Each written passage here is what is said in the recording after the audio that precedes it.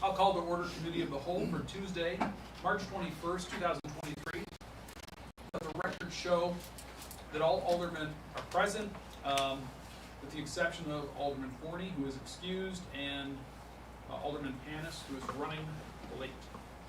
So we have no unfinished business, but we do have a new referral for consideration here tonight, and that is a presentation on a new monument for Lincoln Park. Mr. Mayor? Yes, we have with us tonight Joe and Susan Mara, Anthony Fider D'Angelo, and Amy Metzko. Years ago, the Chamber always sponsored plaques for different restaurateurs throughout the city. And the home for the plaques was in JCC, not JCC campus. Well, they lost their home to those plaques. So they've come up with an idea of putting a monument in Lincoln Park that could honor the people who have been in the restaurant industry and who received awards over the years. So I guess, Susan, are you going to be the one? Sure. I did do like a handout. There's only 9 copies. I think there's 10 people here, so I apologize if somebody doesn't have one. Would you like to sit right here? No, I'm good. Good there? Yeah, I'm good. So the mayor, I'll let you go ahead and hand those out. The mayor already said what it is that we want to do.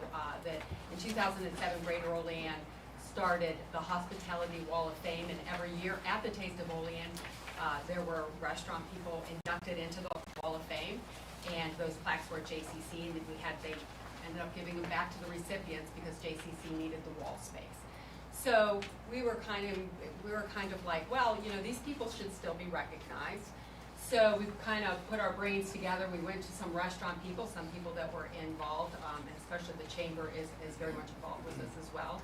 And we are looking to appeal to you guys to see if we can put a sculpture/monument in Lincoln Park. You'll see a picture on your drawing, a couple pages in there. And actually, if you go to like the 3rd page in it, I think it's a little bit more clear. We have been working with Glenn Zweigart from Alfred to help put this together for us, and we've gone to him many times, and he has reworked it a little bit, and so it's really going to be quite a nice thing. Now the bottom part, which is the Vermont Grade Granite, will have actually the recipients' names on there. And the other thing that we want to do for this sculpture monument is we will have a marker depicting what it is about and what it's for, what it's recognizing, and whom it's recognizing. There's going to be a QR code on that marker, and with the QR code you can bring up anybody's name, and it will bring up their bio and their picture, very similarly to what was already on the halls of JCC on those plaques. We have had a really great fundraising effort towards this. To erect this, it's going to cost about $23,000, and we're a little over halfway there. We have over $11,000 so far. So what I've included is some specs. I've also included the people that are already on the recipients of this award, and then we're going to continue to do it further. What we would really like to do as well is in the fall, we would like to do an unveiling of this sculpture monument and kind of revamp Taste of Olean and make a community event out of the unveiling of this sculpture and inviting other members of Greater Olean into this community event. Do you have any questions right for me as you're looking at this? So where would you expect you would hold the Taste of Olean in what area then? Because I mean, that would make sense to be in the same place. Lincoln Park. Lincoln Park. Yeah. Yeah, and I do have a picture of Lincoln Park on there. Lincoln Park as it stands with where the farmers market goes and so forth. The red dots we kind of scouted it out. These are the places that we're looking to erect this monument sculpture. And if you look at it, our first choice is 1 or 2 would be along the East State Street side. Those are the 2 red dots right here. But we did pick 4 spots, so I mean we made sure there weren't trees in the way and so forth. So that's what we're looking to do. I think that map that you used, Susan, what we have there, you see that the new pavilion and that's in their farmer's market, so I think we also stayed out of the way with probably electric. I'm sure you do other stuff when you check, when you go to pour cement and that kind of stuff on that line. But as Susan said, no trees. Glenn asked us to be very particular about that kind of stuff. Glenn's done a lot of sculptures and that, and he's been around the block a few times and kind of knows how to get this stuff done. So We also wanted to stay away from the music in the park, because if that whole end is, you know, we didn't wanna, you know, have too much going on over there. So at the very bottom, all of the names and a QR code will go here? No, actually, the names are going here. This is the granite. Okay. This is the very Vermont granite. Okay, that's where those. And then we will be doing a platform, a cement platform, and the specs are on the next page over. The marker is actually going to be, you know, when you go to any, you know, any place, you see a marker there. It's Okay. just like a sign, basically, that says this is what it is, and the QR code will be on that signage. And people could log into Yeah, that and just see hit all the the QR the and recipients pick a and their name bios and Yeah, all of that. and the Oh, that's picture cool. and everything. All right, Yeah. very cool. and with that, you know, when we first started talking about this, one of the most disappointing thing to the past recipients of the award was that their plaques were down and they weren't there, or their, you know, or their loved ones, because some of these people have passed on. Sure. And so the idea that my pitch that I'm giving to people is now these plaques will be brought back to life. And, you know, as we know, with your phones, more people would see this and be recognized with this in the park than all the years together at JCC. No offense to JCC, it's just, it's right there in the public, and we do a lot of things in the park. That's the reason. And part of our efforts too, in soliciting donations for this project, we've talked to a lot of people in the community, and the word has gotten out. We've developed a Facebook page and so forth. And we have a lot of people that are in favor of Lincoln Park for this monument sculpture going. You know, we talked to Karen Bouchette from, you know, she was at Cattaraugus County Foundation. And, you know, we talked to both Stitz at LPAS, Jim Barnett. There's a lot of people that we spoke with that are very much in favor of this. I just wanted to mention that as So well. these are gonna be Cutco knives. Yeah, well, we actually did discuss that. Well, we're We talked about talking that. about it, hey, Oh, and you know, at the top, I mean, it's really kind of hard, because this is a sketch, right? This is a sketch from the sculptor. But that whole stainless steel piece at the top is actually a round piece of stainless steel, and the flatware is actually cut out. so it's a hot, those are hot. Top, yeah. That was, And the pineapple is bronze, as you can see that that's in there. which is, of course, the universal symbol for hospitality, which is why that's what you, any, It's too bad Jen's not here. She would love one. She's a Okay, well, we gotta get her a copy, she's not here. Jen Forney, yeah, she's a hospitality professor, and so she's the new alderwoman for Ward 3. Ward 3. Yeah. So that's what we're looking to do, and we're just going through the process. I understand this is, you know, we'd like to be able to do that, and I don't know what the process is after that, but if you have any other questions for me? Other questions, anyone? I'll put forth a resolution. Sure. Authorizing it, and then, resolution will not raising it, and the council will go in Okay. Great. upcoming meeting. Timeline? I personally think it's a great idea. You done talking? Yep. Okay. Put on record, the mayor says it's a great idea. No, so our timeline is to hope to have it unveiled this fall, late summer, early fall. You know, if we do something on a Saturday, same day, maybe at the same time with the farmer's market, but not to interfere with them. We've had some conversations with them. After 11 o'clock, things slow down for them, and they're kind of in favor for anything happening after 11 o'clock, which works good with us, and all that kind of stuff like that. The specs on the cement in the ground, Glenn would like the cement to be down at least 1 month before he brings the thing in. He's very particular on that stuff. He would be there on that, and the way it supports, and the amount of cement, how much has to be poured, and then he has to put his blue granite down, and then blue-gray granite. Then he has to make sure he has the stainless steel pins in there to hold this thing, because of obviously wind and all that kind of stuff like that. So in timing to get that stuff done, we feel if we get the okay, we'll get the cement done as soon as possible. Doesn't matter if it sits more than a month, obviously, so we don't have to hold him for that. Yeah. Yeah. John, realistically, we're looking at the beginning of October. Yeah. Well, you know, it would be great to see this maybe light a new fire under the taste of Olean again too, to really get some greater participation in that and new generations come in and yeah, I think this is a great idea too. So. Yeah. With that unveiling, we're thinking even more, that you can involve more of the community places with a gift certificate, promotion, sale type thing, because, you know, it's a lot of work setting that kind of stuff up, but you wanna be able to include the whole community. Sure. And some of these people, they may not be restaurant people, but they're still part of the community. Right. So that would involve everybody. Great. Yeah, we might do a little spin on it for the table. Once you put it through the resolution and it passes and everything, should Susan and Joe meet with Robert and Dave King about location or? Very good.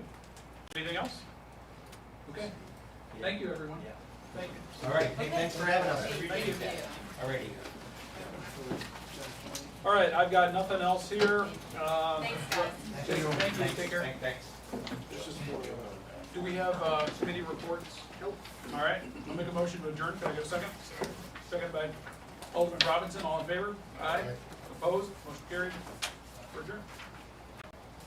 Okay. Order Finance Committee. All members are here with the exception of Alderman Forney, who is excused. So, approval of the minutes, let's see, we have March 7th and March 8th. Motion. Do we have a second? Second. Okay, thank you.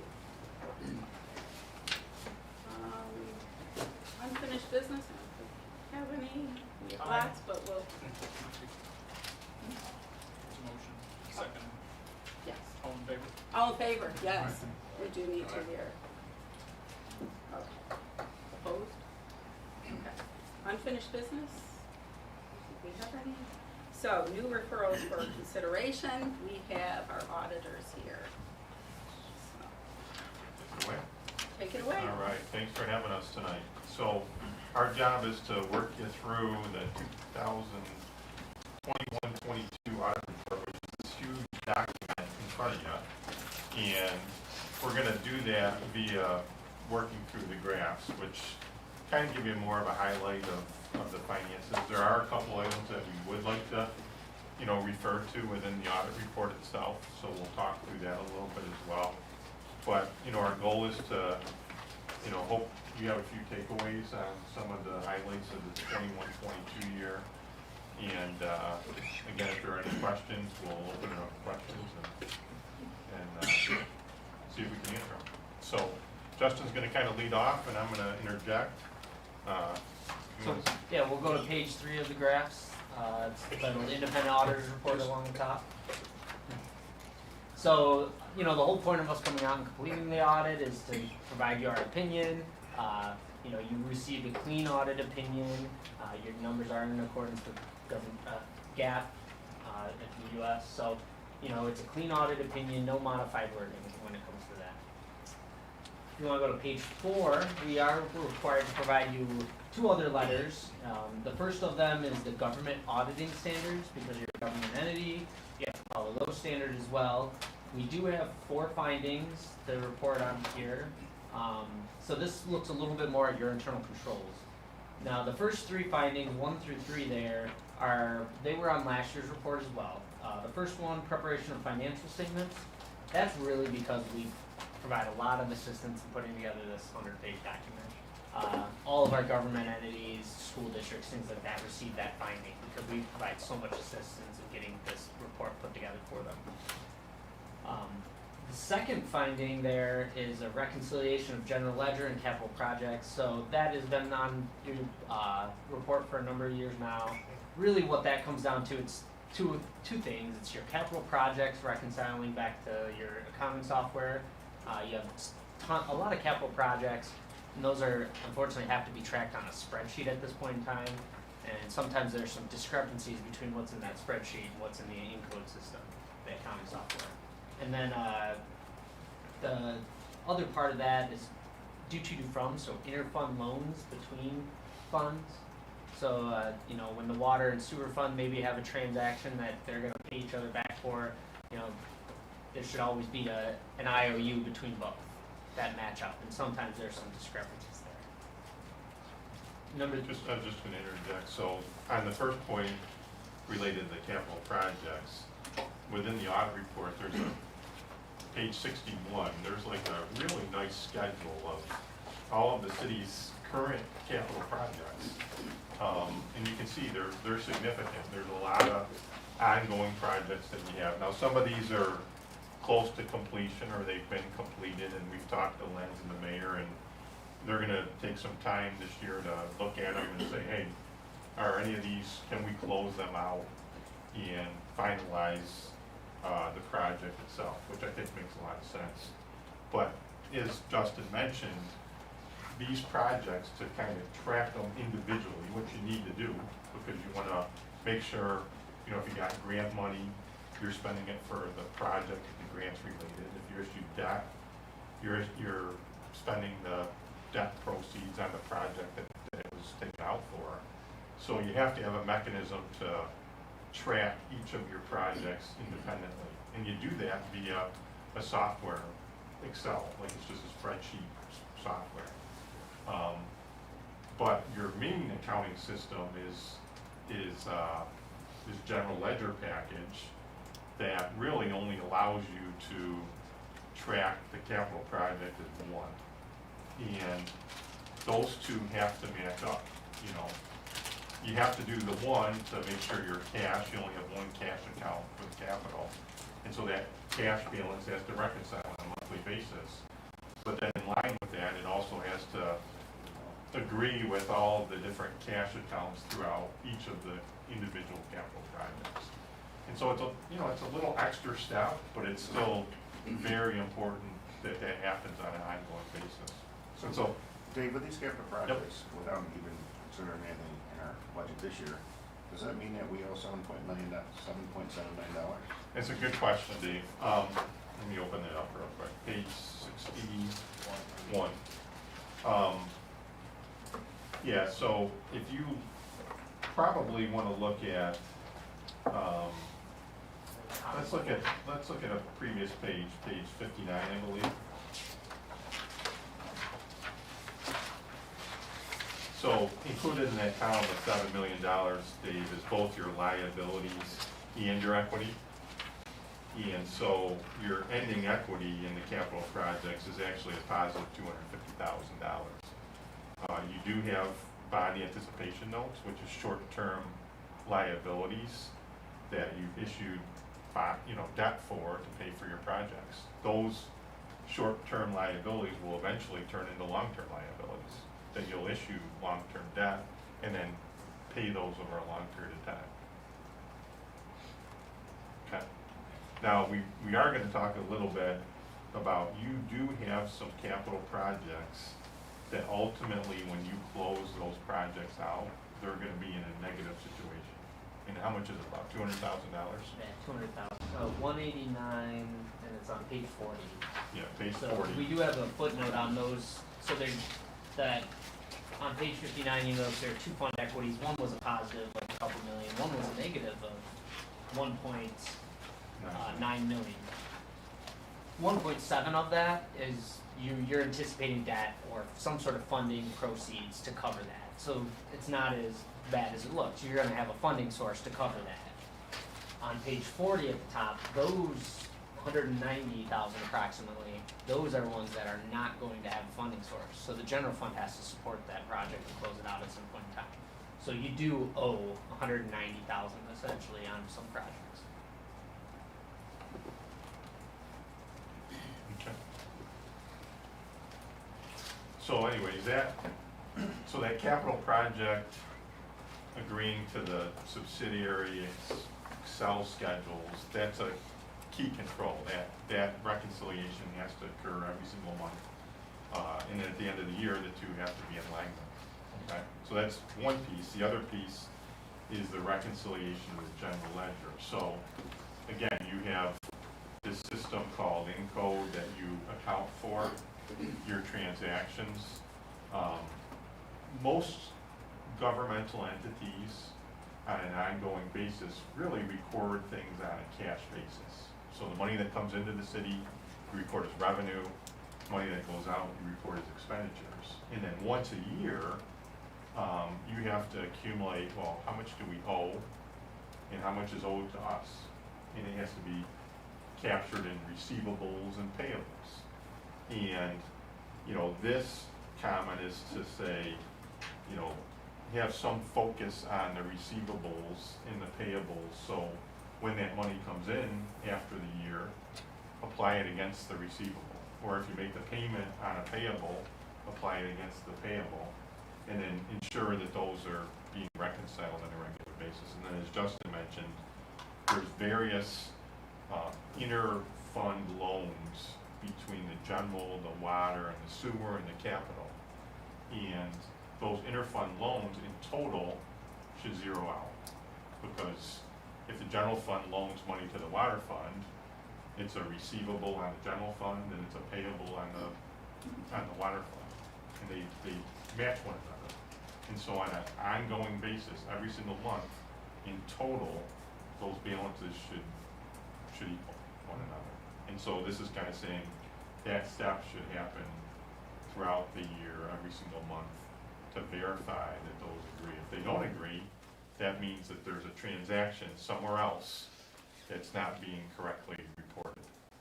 Okay, and it needs to be reviewed and figured out, like, why is there a difference in what other areas that affecting your financial information. Would you recommend that we formalize a policy to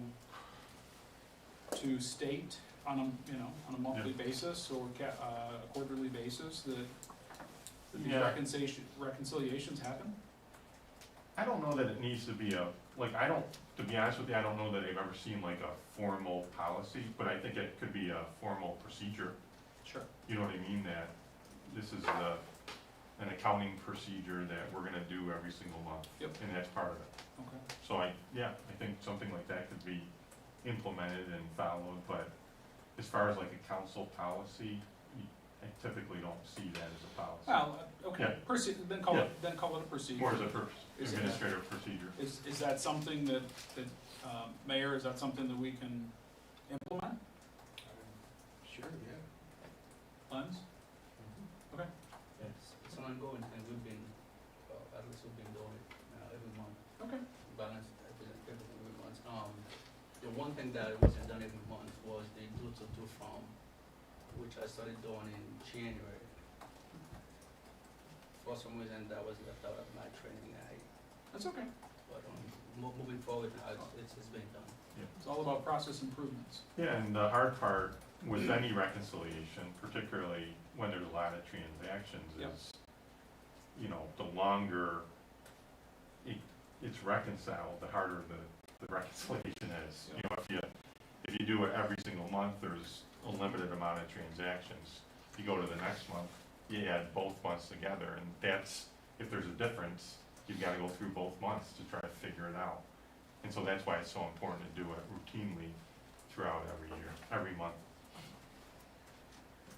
Okay.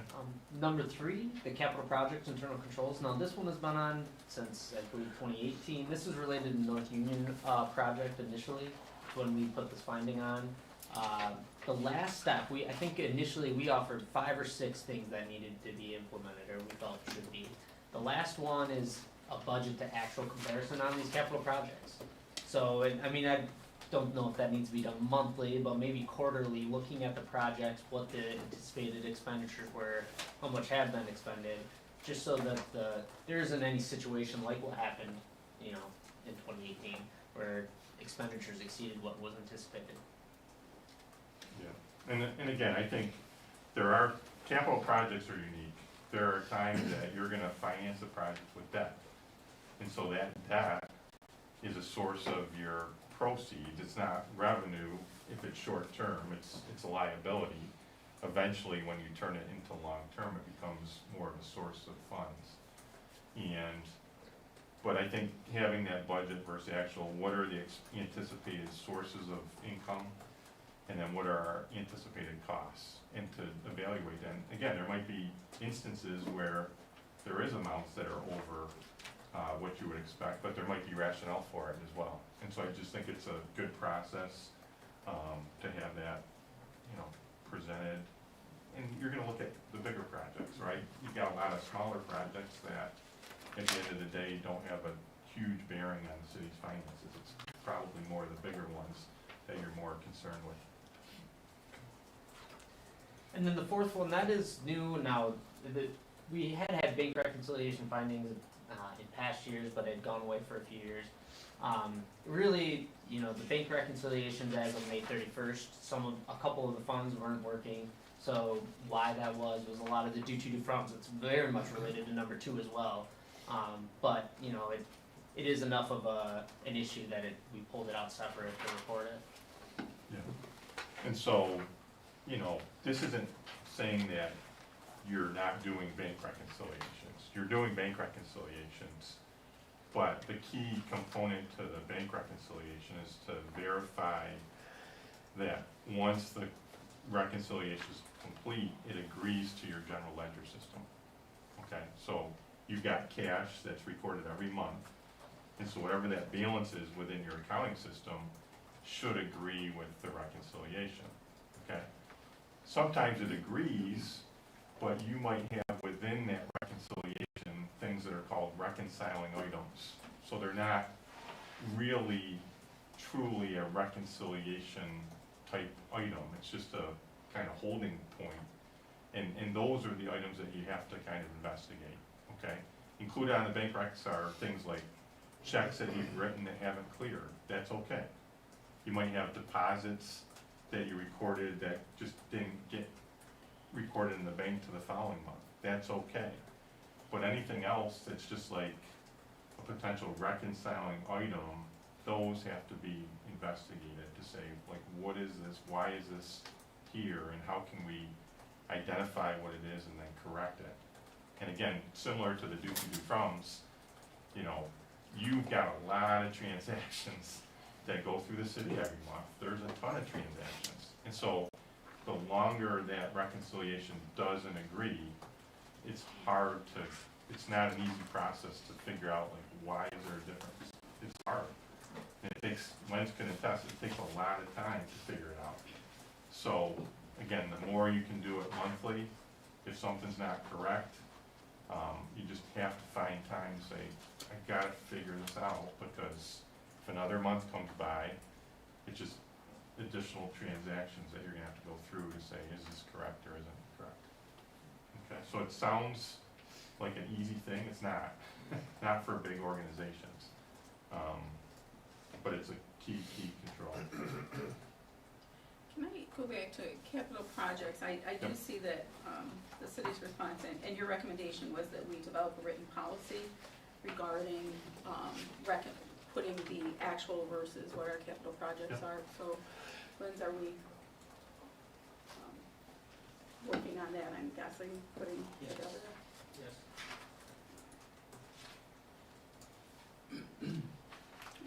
Yeah, and I think, again, it's probably a judgment call, like, do you do it for every project? Do you do it for projects over a certain scope? I mean, that's kinda your call, like, what type of oversight, how often do you wanna do it? Do you wanna do it monthly, do you wanna do it quarterly, do you wanna do it twice a year? I think those are things you can kinda talk about and discuss and see what, makes the most sense with respect to that, but, definitely having something, again, particularly for some of the bigger projects, it's a really good control.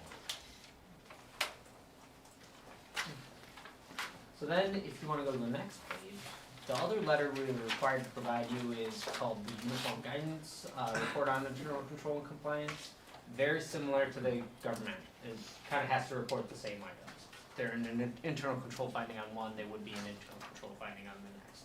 So I'm not gonna go over them again, they're the same 4 findings, but they are reported twice. And for that, we have to select specific programs to test. So we looked at the Oats bus operations, since that received, some COVID-19 monies. And we didn't have any specific issues with that targeted testing. Yeah, a big part of this, part of the audit is compliance. As Justin mentioned, the OATS program is, there's some federal components to it, and there was some COVID aspects to it in this current year. And so what we had to do is do a lot of testing to say, are you complying with the laws and regulations that are prescribed by the federal government pertaining to that program? And so some of that's quantitative, it's numbers, but some of it's qualitative. Did you complete reports when you're supposed to complete them and so forth? And you do a nice job. You have a really consultant with a lot of history, and Carrie and her group worked hard to work with that gentleman and make sure that you're in compliance on an annual basis with regards to that program. So that's the real key component of this part of the audit is compliance. But as Justin mentioned, these internal control items are kind of consistent just overall, so we have to report it with regards to the federal audit as well. Okay, so now we'll get into some of the numbers. So the first section, the government-wide financial statements. Next page, so your statement of net position is essentially a balance sheet for the government-wide statements, consolidated statements. Just a couple things to talk about on the balance sheet. The biggest thing is the pension plan. An actuary does a study and sends it to you each year. And the ERS plan went from a liability to an asset this year. So that's where you'll see a little bit of a change in your assets versus your liabilities. That partnered with regular bond payments. But show them those numbers. So if you want to go to the next page. So, Steve. can I just follow up with you on that for a second? Mhm. So it says our net position was a $5 million increase. And So, then- can you explain that a little bit? Yeah, that's on page 8. Because it doesn't feel like a $5 million Yeah, so increase. let's go to statement of activities and talk about this. So what happens with the government-wide entities, you get these operating capital grants, and these grants, you got $6 million this year, just a hair under. What happens is that money is essentially spent already. You spent it on infrastructure, things that went into fixed assets. So you have this $6 million of capital grants that came in, and you spent it, but it's in fixed assets now, not an expense. So that bumps up your fund equity at the end of the year. Okay, Gotcha. so it hit revenue and it hit an asset, and that asset's going to be depreciated and eat away at that $6 million over the life of that asset. But initially, it goes all into your fund equity for the government-wide statements. So that is why that's occurring. And you'll see that program revenue number on the next page, it jumps quite a bit. Yeah, so that's a big component of that. The other part is Justin mentioned, the reporting of pensions for these two schedules is different than the pensions that you pay. Okay, the pensions you pay is just the contribution that you make to the system. It's based on rates and based on payroll. The pension that gets reported on these pages is based on an actuarial study that the state does. And the state is really almost, in 2022, they valued it March of 22. In the prior year was March of 21. And so, if the market's a little bit better in 22 than it is 21, it helps you financially from a long-term perspective. So we get a piece of, effectively, the state has more money than it owes. pension, yeah. Than the pension owes, Yeah. right? Exactly. So And then so you that- get to share in we that. get a share of that, Yep. yeah. But And then Probably this if you- March when they take, it's gonna go back. Exactly. So this way, It's gonna swing back. yeah. Okay. So then we'll talk a little bit about general funds, if you want to go to another couple pages. So the balance sheet, some small changes here that you'll notice the assets and liabilities are up, but most of that is actually in your advances to other funds, so that's those interfund loans, so it's not like cash or a liability or anything like that there. The 7 million, the 1.3 million increase in deferred inflows, a lot of that is related to tax revenue. So you send out your tax bills on May 1st or sometime around the end of April. Well, then people start paying it before May 31st when your year ends, but that's actually next year's taxes. So it gets recorded as what's called a deferred revenue, and it'll be recognized this year. So that actually increased quite a bit, $600,000. People, a lot of it is, most of it is escrow companies now. It's not people coming in and paying, and those escrow companies just happen to pay before March 31st this year, or May 31st this year compared to last year. Just timing. It helps your cash at the end of the year and it helps your liabilities. So really no impact on your fund balance. The next page, you have your equity, so it's kind of nice to look at this. So your assigned designated subsequent year in the middle, I like that. So last year you planned to use about 330,000. This year you only plan to use about 120. And then your overall decrease in unassigned was 304,000. So that's the not, kind of separated into a bucket to be used for something. That decreased about 304,000. So just to talk about, so where did you end in 2021-22? You can see at the top of page 11, you had a decrease in fund equity of about 529,000. Okay, so you utilized 529,000 of your fund balance, which means your expenditures exceeded the revenue. Okay, couple things to know. What did you budget? You budgeted using roughly 300, I'm just gonna round, 300,000 of fund balance. Okay. But what's included in this 529,000 are two other things. One, we did accrue for the expenses on the litigation that was approved by the council just the other night of 175,000. You might say, well, we just approved it, why is it in 2022 numbers? Well, the claim was related to something prior to 2022. And so, for accounting purposes, you report things when they happened, not when you necessarily pay them. At the end of last year, it was still being contested, so it was unsure of whether there was gonna be an amount due or not. And again, a couple nights ago, you approved making that payment, and therefore, it's a liability. It's recorded as an expense. So that's included in the 529. The other thing is, during the course of the 2021-22 year, the council approved to make some transfers, really from your equity, from your fund balance, over to support some of your capital projects. And that was about roughly $400,000 in that range.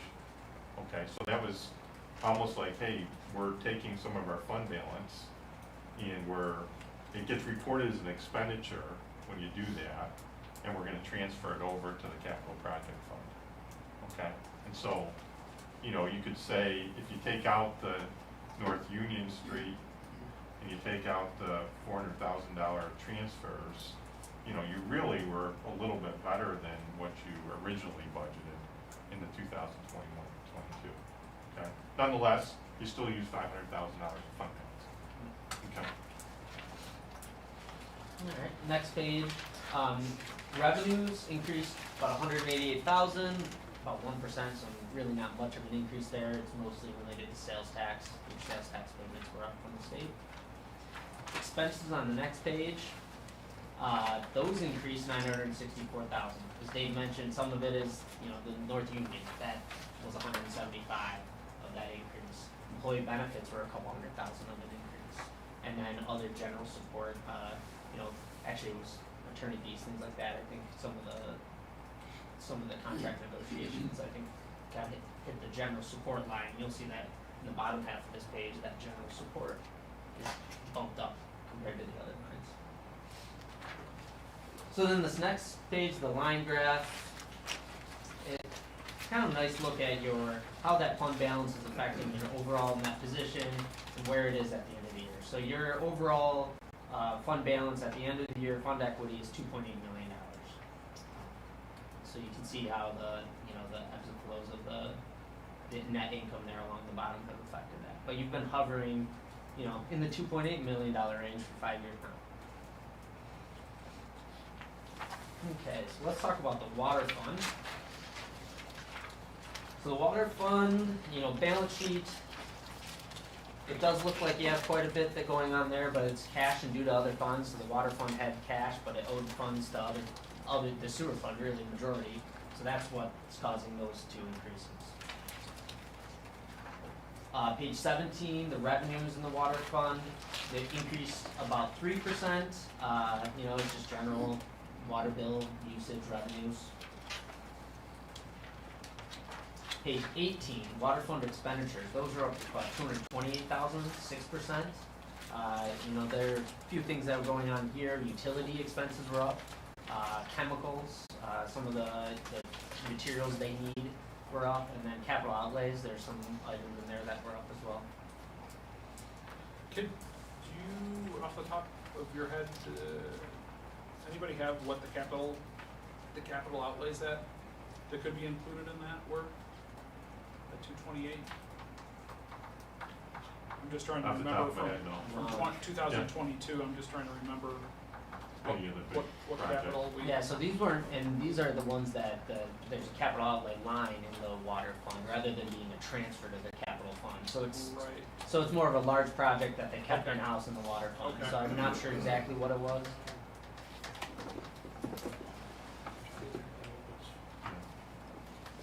I can go back and look. Yeah. Not a big deal. Okay. Thank you.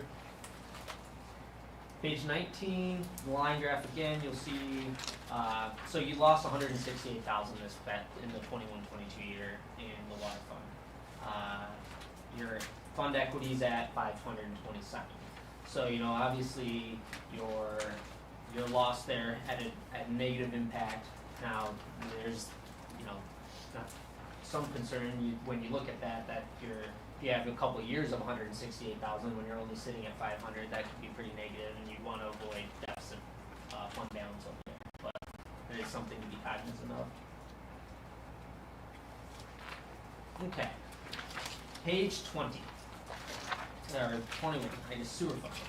So again, advances to other funds and cash. That's the big theme here. That's what's affecting the balance sheet again in the sewer fund.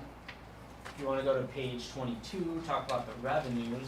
Revenues are up 10% in the sewer fund, 424,000.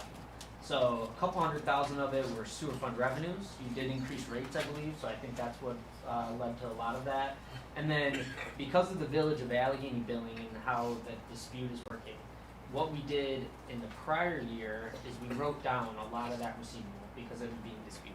So we essentially ate away at a normal source of revenue, that line that you have every year. Well, then as they paid this year, that got recognized. So last year we reserved against that piece fully. It was about 300,000, and they paid a good portion of it. So that is some of that increase there. Last year, and you can kind of see the effect between that light blue and the purple. So you booked the bad debt last year. Yeah, we booked the bad debt last year. It ate away at that revenue, and you can see that's why your revenue went down last year in the sewer fund. Well, this year, not only did it get a bump from the rates, it also got a bump from being able to recognize that cash as they paid it. Yeah, Were you able to then, so when you, does that explain the decrease in the expenditures too? Do you? no, No. but I think to kind of circle back on the revenue and receivable, really, I think some of that receivable that was written down last year was related to prior years. And so it had like a negative impact this current year, in 21, I mean. In 22, there's still a dispute. There's additional dollars that are being disputed. But you did get some revenue so I think that dip is really a one-time recording of a reserve that got a little bigger, like it went from 300,000 to 500,000, but you did get some sources of income. Okay. Dave, Yes. on page 40 there, you said that 175 was recorded in the general fund for that capital settlement? Yes. But part of the resolution was it was 87.5 out of the general, 43.7 out of water. Out of water. For each. Yeah. Okay. Didn't know that. It's a good point. I mean, I don't know that I correct it here, just because we've got everything finalized, but we could adjust it next year to account for it. I think we should adjust it next year, if that was a resolution, you know, so good point. Yep. Yep. Alright, and then page 23, the expenses for the sewer fund, those are down 400,000, and John, what actually caused that, I kinda asked about that, last year your transfers out to debt service and, capital were 1.7, this year they're only about 1.2. So most of the debt's pretty consistent, so it's really, must be the capital, transfers to capital, so you must have done something rather large in 2021 that, didn't occur this year. And on page 24, you can kind of see the line graph, the effect. So you're around 2 million in fund equity at this point. You made 300,000 in the sewer fund. So you're starting to build a little bit of equity again.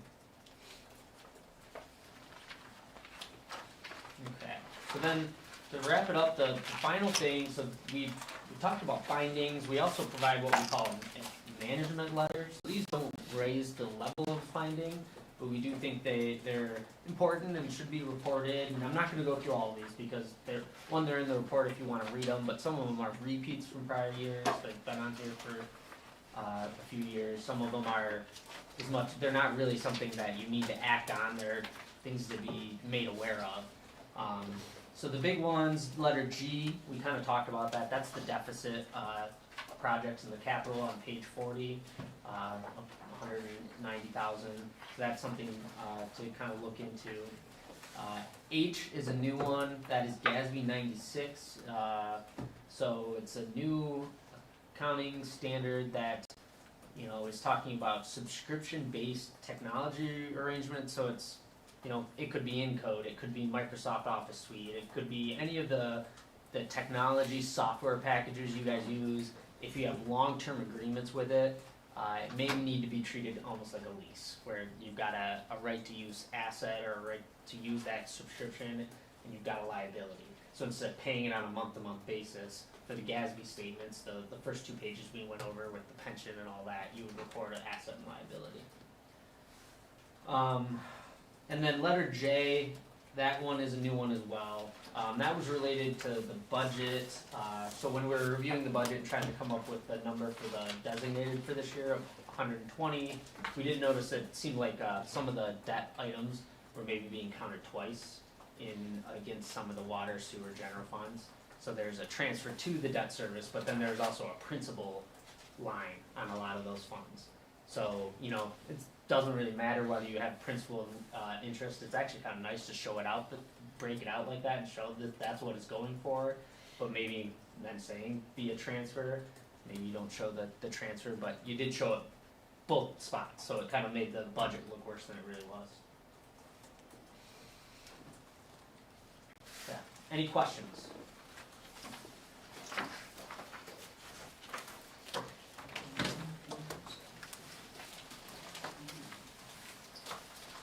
I have a question with the fund balance. You say we have in the surplus 2.8 million. I've been hearing since I've been here that council or that we have to keep 15% of that for safety nets or whatever. Is that a municipal law or is that a city of Olean Common Council law? Good question. I think there's really nothing that dictates what the level should be. I think there's some studies out there and some different groups that have here as best practices, and I think you adopted a policy that 15% was the level that you felt you wanted to be at. But there's no New York State guideline that says that's what it has to be, either lower or higher. Negative? Yeah, actually negative might be a problem, depending on how negative. There's been times where if it goes too negative, you have to go out and issue bonds to pay for that negative. So I think, if I recall, that was one of the first things when I came on the council that we addressed. And Mayor, correct me if I'm wrong, I thought the state comptroller's office recommended that we pursue something like that. They They wouldn't tell us the magic number, right? Recommended we, pursue a policy. Yeah. no one will tell you, I mean, in all these seminars I've gone to, Yeah. Yeah. nobody will tell you, they'll hint at, 15%. They won't tell you that's what you should be at. Yeah. They throw it back and say, well, that's up to you to set a standard, so. But I mean, I look at it as a fluid number, right? Like, it doesn't mean that we can't spend down past that point if need be, but it gives us a benchmark that we should probably work back towards too. Right, well, I was just trying to decipher if it's a municipal law by the state or Yeah. if it's just. It's a local thing that we passed. Yeah. That happened before.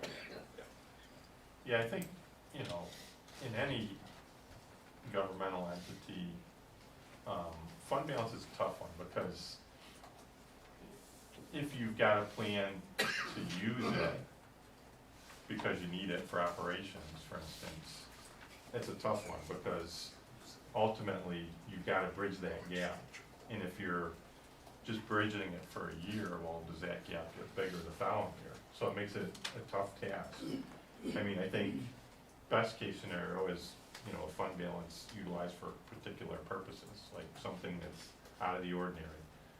Something that's more of a one-time type item that we've got funds set aside for a particular purpose, and Like, something arrives. For example, I'm just looking at our capital projects for this upcoming year potential.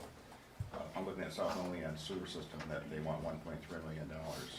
In our sewer fund, I thought you said we had $2 million. So could that 1.3, I'm not saying we're gonna do it, but would that 1.3 come out of that $2 million legally? Potentially, if it's capital, if it's sewer related, yeah. And certainly, you always have to weigh like what makes sense as far as debt versus fund balance as well. It's another piece of the stool, and, I'm sure interest rates come into play as well. When money was cheap, was it worth keeping the fund balance we have and borrowing money, knowing that it's, we're not paying much interest over time. Now that the interest rates are climbing, it's a little bit harder to swallow long term.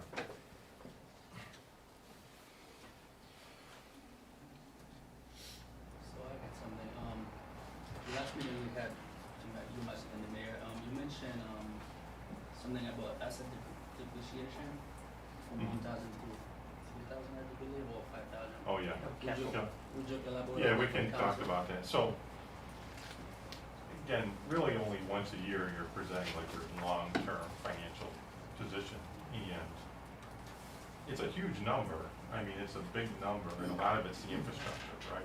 It's the cost that we're improving roads, for instance. And, right now, you have a capitalization policy that's very low, I think it's $1,000. And so that means every time you purchase something for more than 1,000, somebody's gotta track it, and then we gotta put it on the depreciation schedule and depreciate it. And, we talked, the lens and the mayor said, geez, does it make sense to at least bring that up to even like $5,000, to a level that's higher, so that it's not burdensome on your staff to have to track something that really, at the end of the day, is pretty inconsequential with regards to your financial reporting. Now, there's certainly assets that you own that you wanna have tracked in inventory and make sure that they're in your possession, but this is more related to your financial reporting. Is it make sense to keep track of something that's $1,000 and depreciate it over 5 years when you have such a significant amount of capital assets on your financial statement? Right. So, something to consider. Would that take a formal? Yeah, that would be Change. something that you'd actually do a resolution for. Yeah. Thanks for reminding that. Work Nice. something. Okay. We can talk about it. Gonna make Terry happy. Yeah, she's the tractor.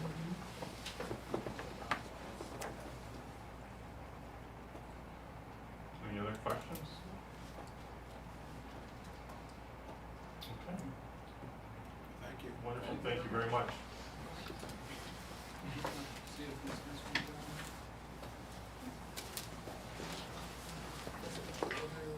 on. Yeah. guys here for? Just to observe. Oh, Yeah. Class, We're yeah. here for. are you high school? No, we're at Bonaventure, Yeah. okay. Because we do have high schools, you guys look, we do have, high school students who come and then, I mean, we let them leave early, so if you guys wanna hang out, by all means.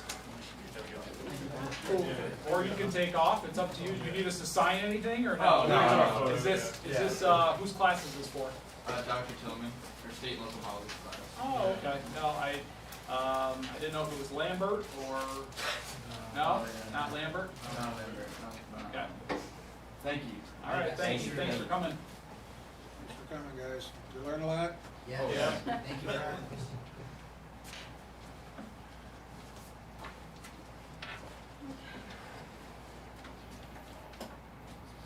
Of course, we're letting them go now, this is the fun part. Right? Like you deprived them of the enjoyment. So I think we have a couple of things that we were looking to review. You know, I think we've sent some internally, and I think to the mayor, some looking at, you know, some of the positions that were proposed there. And actually, Jen and I were kind of on the same mind here of looking at it and kind of a cost analysis of what we have in terms of positions proposed and what the potential is for cost savings with each position being approximately about $80,000 each by the time we had fringe. So that was in there, and I know, John, you had asked to look at fees and permit fees and such, so I think that's part of what we have on the board. And I think there were also some questions regarding wanting to ensure that a couple of the lines that were in the budget for revenue, kind of, there were a couple of questions about that. So where should we start today? Should we start with fees? You've asked me to have them ready Wednesday, by right? Wednesday. Wednesday, So okay. you'll have, the department heads will be here to talk about the fee structures. We can talk about the revenue. So can I just jump in for a second here? So, you know, as far as, you know, what, and I know this is Sonia's first time, leading through our budget. So, for tonight, I thought this would be a good opportunity to give some, feedback on the budget, specifically. I don't want to muddy the waters, with capital discussions tonight. We can talk perhaps revenues and capital, tomorrow night. But specifically, we've all had an opportunity, we've heard the presentations, I've asked all of the aldermen to give some thought as far as what the budget looks like and to provide feedback to the mayor and Lenz, as we are still, you know, amidst an ongoing negotiation and collaboration on the budget. I want to just take 1 minute before we dive into things and just reiterate, humor me, and we take a look at what BWB just presented to us. So, you know, when we look at a 5,000-foot level, I wrote it down to the pages to reference as we move forward in this budget. If we start with the general fund, page 12 and 13, the revenues versus expenses of last year. And the concerns that we have as we move forward. So on page 12 versus 13, right, it's just the general fund revenues versus expenditures. We gained 1% in revenue, we gained 6% in expenditures. You know, and we saw we've seen the general fund decrease by $500,000, of which has been planned, of which we have taken out for capital investment and so on. But it's an unsustainable pattern, right? So the mayor has proposed a 6% increase in tax revenue unless we can come up with other ways to generate more revenue. So we're working on that side, right? But the other side too, and we see I think across the board, the increases in expenditures is very concerning too. And so that is unsustainable if we continue this pattern. you know, Dave brought up a valid point. Yes, we do tap into fund balance, Dave, but the rule of thumb typically has been that fund balance is meant for capital one-time investments. You heard the auditors say that tonight. It's not to say, well, you know, we could go ahead and take $500,000 out of fund balance so we don't have to increase taxes, but we keep the expenses the same. Well, then that means we're going to go bankrupt in about three years. So we can't do that. That's not the answer. So that is one thing from a general fund that was concerning to me. From the water fund, similar pattern, right? Revenues going up, lower, good, right? 3% versus expenditures, though, increase of 6%. The sewer, definitely a lot more sustainable. Things seem to be pretty strong there. So if there is a project to pull out of fund balance in the sewer, that was page 22 and 23, you know, I think that gives me certainly a lot more comfort. But I know our main focus right now is on the general fund, and I think it's a great opportunity for us to communicate to the mayor, to lens, ask questions, and talk about where it might make sense to cut out some expenses if possible. Yeah, John, I'd like to thank Lens I asked Lens last week to give us the salary figures for those new positions No. with the fringe benefits. The 4 positions I had before the fringe benefits were $196,000. Now, with the fringe benefits included, they total $304,290. So thank you, Lens, for providing us that information. But I can't see how we can possibly afford these 4 new positions. If you eliminate them alone, that's approximately 4% of the 6% raise in the budget. If Lens said that $78,000 is 1%, so that $78,000 times 4 is $312,000. Now, I want to In just, fairness, though, you have to deduct. the what- net, You have to deduct what's already being paid to some of them people in their part-time positions. Now, these are the new. They are the new positions, but I'm not saying I'm in favor, just, but i.e. correct me if I'm wrong, please, Bill, it was the airport was two part-times gone, replaced with, so you would have to put those 2 part-time payroll into that to actually get your actor difference. And the Rex manager was also 2 for 1. The one was brand new, and I'm missing the 4th one. Engineering was Was it brand new? And, And then parking, you would it have was a to. part-time. It was a part-time that would go full, so in fairness, though, you do have to deduct, so that number would come down. Could we, I mean, and maybe you don't have it tonight, Lance, but could we get, what is the net change per position? All right, so out of the 4 proposed positions, what is that net difference that JR is talking about? Right, so, you know, Yeah. so yes, it's costing more on one end, but it's cost savings eliminating a couple part-time positions, so on. So could we get that on a one-off basis? Yeah, because when I gave their presentations, I mean, they all gave good presentations in the need for these. But like for engineering, for example, that position's that's a brand new one with no cuts, that's gonna cost $82,282. And it's like, yes, we got a lot of capital projects taking place right now, but when we were looking for a new DPW director, we wanted to make sure we had one that was on PE, professional engineer. So it's like, if we got a project and a change order, that's why we hired Robert, he's a professional engineer. He can oversee that project if need be. You know, it's not as easy as that. You gotta have somebody right there all the time, and that's what the intent was here, to get an engineer in that division that could be at the capital project, acting as the inspector. Robert's got a lot of other duties, so when you take your inspector away from the project, things can happen. So you have to have that inspector right there, working all the time on the project. And what he was proposing is that we don't hire inspectors. They're very high priced, the inspectors that you get with the engineering firms you hire.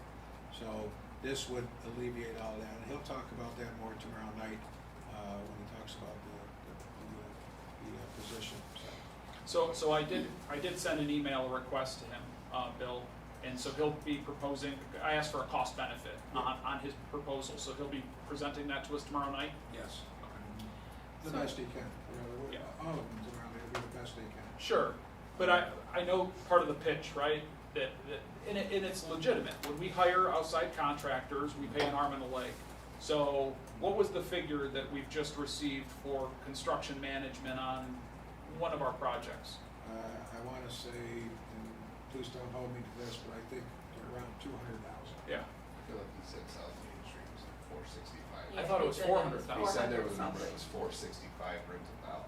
He said it could run as high as, yeah. And that could be. I just remember it was a high number. I mean, my mind, I may be thinking, He did have work. I think he talked about a couple, he said one cost, he Yeah. said that Yeah. down here when they asked, I think he said it would be about Yeah. that four range. so that's where we're going. Well, a good, and obviously it was a long project, but a comparison, what did we pay Hatchmont McDonald on North Union Street?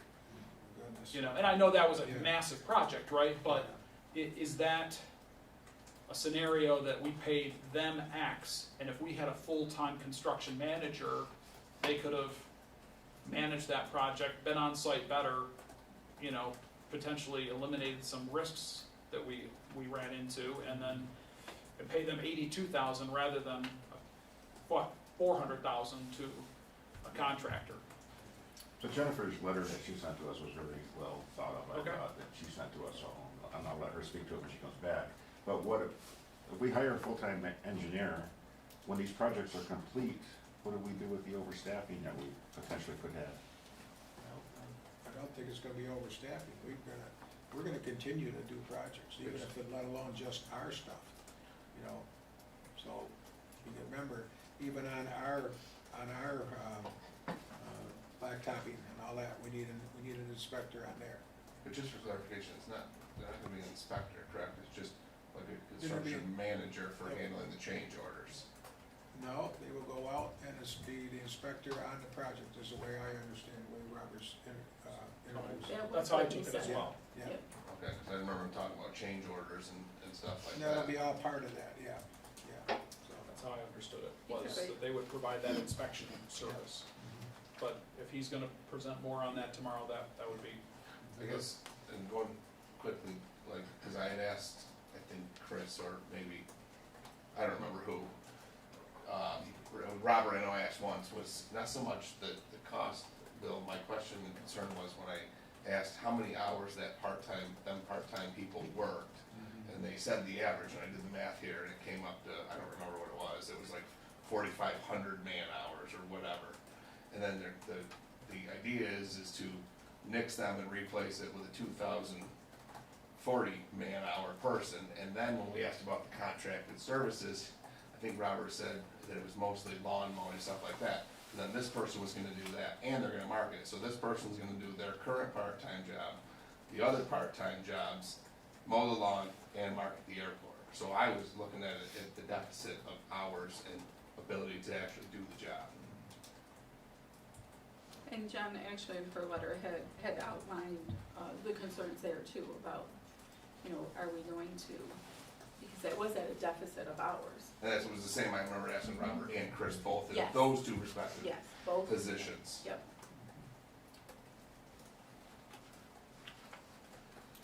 can I ask, as a follow-up, so when you put these 4 positions into the budget, I would assume you've eliminated, however, whatever, if there were 2 part-time positions, they were taken out of the budget? Yeah. So then I would still get back to my original point, if they were taken out of the budget, these were added into the budget, eliminating these 4 full-time positions would still equal $304,000, which is almost a 4% increase, right? Because you took the But part-timers looking out. budget to budget, you would still have, you'd still have to just look at the net. No, you're just looking at, that's just for the positions themselves. The budget itself would have the net difference It's the between same- those same addition, But I that think it's- addition and the subtractions. So in the new budget, the '23 budget, you added these 4 full-times, Only and you have took the, full-time. and you took the part-timers out, right? Right now, yeah. but the budget, if we didn't add these, would have had those part-times money there, so you're still, Yeah. you still just have to look at the. You just asked for the 4 jobs and what their total salary was gonna be. So we need the 304,000 minus Correct, the amount that whatever we're the currently The paying amount out. paid last year. Right. Yes, Okay. yeah, and then that'll tell us the true cost of the positions, at least from a My monetary copy, yeah. standpoint. It should be, it should be, I'm sure. I mean, if I can put in my 2 cents.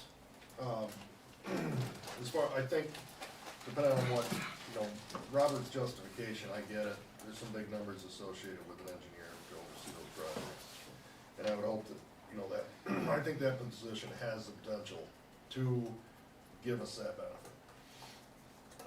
The parking enforcement one, unless I'm missing something, I just feel like that, sorry, the numbers associated with that seem to either barely match what we can get in revenues from having that person, or aren't much of a benefit.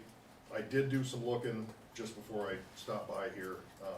There are, we have technology and parking enforcement that exists these days. Bigger cities use them.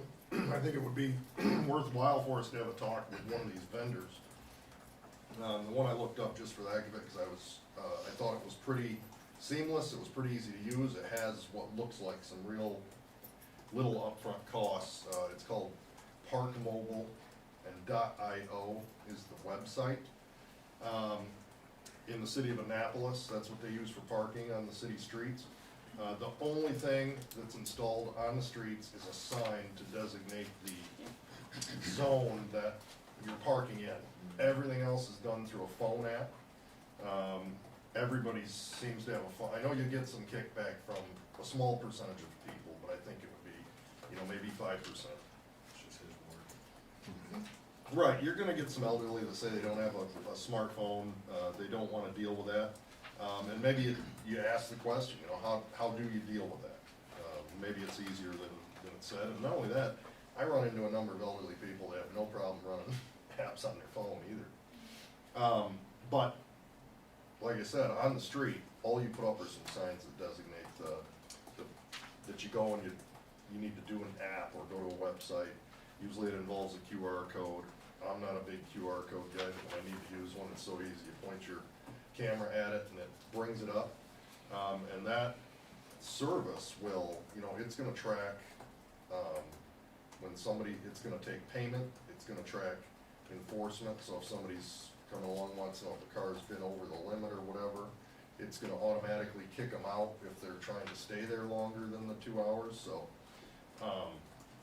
I really think something like that, even though it's kind of eliminating a person, it's where we're at on parking these days, because the return on investment looks to be so low when it comes to parking. I don't think that you eliminate the position though, because you still have to have somebody go around and enforce it, so, like you said, it kicks them out, and basically, I think that those systems talk to the parking enforcement officers like handheld, and as they're walking, it alerts them that, hey, this car, it's what I was talking about, like when the former guy with parking meters walked by, the parking meter says Yeah. violation, he writes the ticket. Right now, we rely on the iChalk system, and you walk this long loop and go through the things, and by the time you get back, most of your violators have already left, so they parked longer than they're supposed to for free with no violation. So it still happens, you still would have it, it just allows you to probably increase the violation amount. Well, or even Occurrences. the additional point is we could go, unless there's some reason we don't wanna do it, we could go back to charging for parking on North Union Street, since it tends to be the place people fight to park. And I think you could even get a little crafty. We have these city lots that sit kind of in the background, people don't use them heavily, but those could remain free or a lesser charge, and you could, you could get the people that are employees that I'm thinking are probably where we end up with people going over that time limit on Union Street, push them back to the lots behind.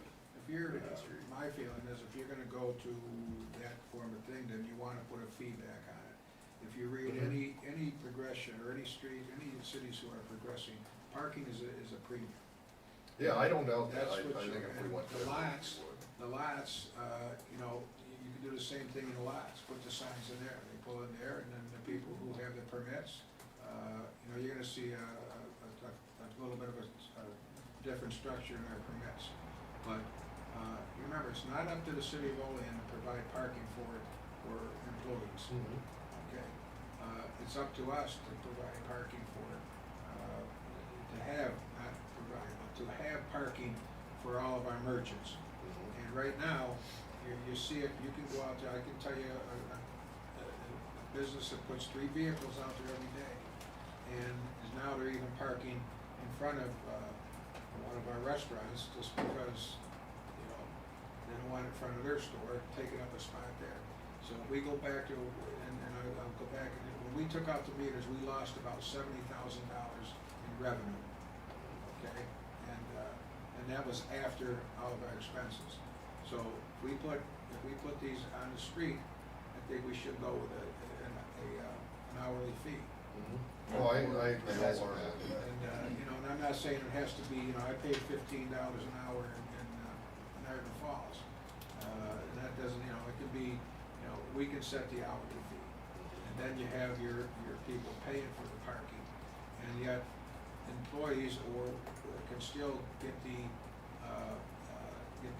permits that we have for our lots. And, our lots are it's lot 6 that's on Berry Street, that's a very busy lot. The only one that's not busy is the OBI lot, okay, but. Today it was busy for some reason. But, that can change also. Right now, everybody knows we don't have all the parking meters that were there are now not there, they've been knocked down or whatever. We don't have someone to put them back up. So even along outside here, on Times Square, we could, that could be 20 minutes. That was always set up at 20 minutes, so people coming to do business in the city building, so that the court doesn't tie that up every, so they can park on, on East State Street, so there's revenue to be gained by parking. But there is an investment, and remember, JR just said it, and we are gonna need somebody to keep everybody honest and go, to walk and issue the tickets when they're over on that time. So whatever the process Well, is. I think that's where the technology can come in handy, where either it remains part-time or a couple part-time people. If I think I would try it out and see what the workload is on the police department, if it were me. Because with the app, anybody who's legally parked, it's gonna charge them automatically. And I would imagine somebody can get alerts to, it's automatically gonna tell someone your time's up. I've even used the system where it says, hey, your time's up, you gotta go. Or, somebody's gonna get a notification that your car can be towed. And, once people realize that you're able to, I think the technology can make it so smooth and not labor intensive that it decreases the workload, and then we can put some revenue back in and get a good bang for the buck. I think that's right, because I know that most places I travel to, like when you talk about your lots, you don't really have to have parking enforcement go in there, because those are just a true hourly fee. Those kiosks give you a ticket that sits there, and when you leave, it's programmed with an hourly fee. When you go to leave, you have to scan that thing, and then it just calculates the hours, so nobody can be in violation. That allows you to maintain only possibly a part-time worker to do the metered street parking. Because you can't have a violation of the thing that's not gonna let you out until you pay the hourly fee that you have a QR code tells you to pay. And I would've, So using all the things combined, you're gonna create revenue and not have a huge manpower. But with your point, Bill, there's a question. So are these people that you're talking about on this business, are they going out every 2 hours and moving their cars? Possibly. Yeah, possibly. see, that's a good thing about the mobile thing, like they're going and saying, hey, I'm parking here in a zone, and that zone could be all of North Union or blocks of it. I just, And they're not gonna be able to get another 2 hours, if that's the limit. They're gonna pay for the 2 hours we're there, and then it's gonna, either and you'd have to talk to them, find out how's the enforcement work. Say someone pulls in and parks, and they don't do anything. Obviously, mean, maybe that's a scanner you gotta buy for someone's car to have one, I don't know what that is, you know, you'd have to have that talk. I could have that talk if, you know, if need be, but, the setup in Annapolis seemed like there's almost nothing there, and, I mean, you're talking about streets that are just packed to the gills in the summer, and it's gotta be working for them somehow. Yeah, indeed. Even at Shays, where I like to park at Shays, it's a lot, and we use that code too, you know. We don't even mess with the ones that, you know, that you've got a parking attendant or something, we just go right to Right, those the ones. nice thing and- about phone apps is there's no paper, there's no machines, there's nothing to really break as long as the sign stands. It works. So I guess I would provide this, piggyback here and provide this feedback to the mayor. I agree, I think we have a consensus, you know, that we do need to move forward to paying, charging for on-street parking. But I know when we looked at this a couple of years ago, Bill, you know, the kiosk system is a pretty heavy capital investment. We had looked about doing kiosks in the city lots, some uptown. You know, it's a pretty big capital investment, right? So what's your return on that? Well, you know, if what Jason's talking about, and I've done some research too, and a lot now is going mobile. Maybe you still provide 1 or 2 kiosks for people that don't, but you don't need to provide one every single block, right? Now you can provide, I don't know whether, I would be interested how do cities manage people that don't have smartphones? My mom doesn't have a smartphone, she'll never have a smartphone. What does she do if she wants to go uptown, right, and go into a store, go into a restaurant? So there's that. But then also, as far as a full-time attendant, I think maybe we're approaching this saying, well, if we can't get somebody part-time for X amount of dollars an hour, let's go ahead and go full-time. Well, like we did with the lifeguards, how about just increasing the pay a couple bucks an hour and see if we can at least get somebody back out on the street? And if they can't get, then increase it another couple bucks an hour. At least at that point, until we have something in place that is gonna ultimately ensure that the position is net negative, or a net zero, right? Something that's really gonna be able to generate the revenue to offset the true cost of a full-time position. I'm in favor of eventually going to a full-time position once I feel comfortable that we've got the revenue to support it, I think. I don't know what anybody else. Well, once the revenue, what the demand supports. That's what I mean, yeah. Right. And I would imagine you could probably go up part-time a little bit without much whack, but when you've got the fringe benefits of a full-time worker, that's gotta be a pretty, you know, we see with our estimates on these positions that we're looking at, they're, you know, it's like, what, a third more? And you're locked in, Yeah, right? more to- Mayor, didn't we wait essentially until the parking enforcement gentleman retired to mix that position? Yeah. Right, so I mean, once you create a position, you're kind of locked into it, so I would like to just see. Well, you can, you're locked into the point that if you eliminate the position in your budget, and with the last guy, he also fixed all the meters, so. And we had a couple lines fixed them and collected them. So we would, to your point about part-time, quite honestly, we would be better to take this amount that's allocated for that position, break it down into 2 part-time positions. And that's a cost savings of $25,000 right there. But I understand we can't get part-time at the price that's being offered. Well, then we take this and we say, how many hours do we need out of that, right, with part-time? So the revenue line on that, fund, I think was, Or in terms of the pay? no, Oh. the revenue for $61,500. Yes.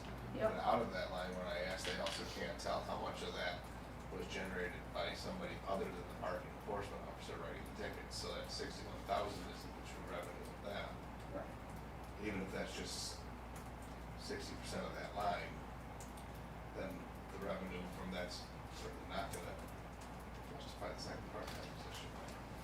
And then the other factor too, is the revenue is down because we haven't had. Right, and fair. And it's very quickly the word spreads when you don't have somebody out there checking on the parking, and people park, they park there, so.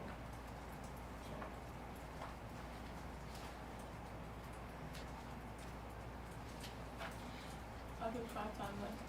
Why were the parking meters taken down in the first place? Because they were old or something, or not working, or? No, at the time, the council didn't feel that we should be charging for parking on the street. So it was all eliminated and 2-hour parking was instituted.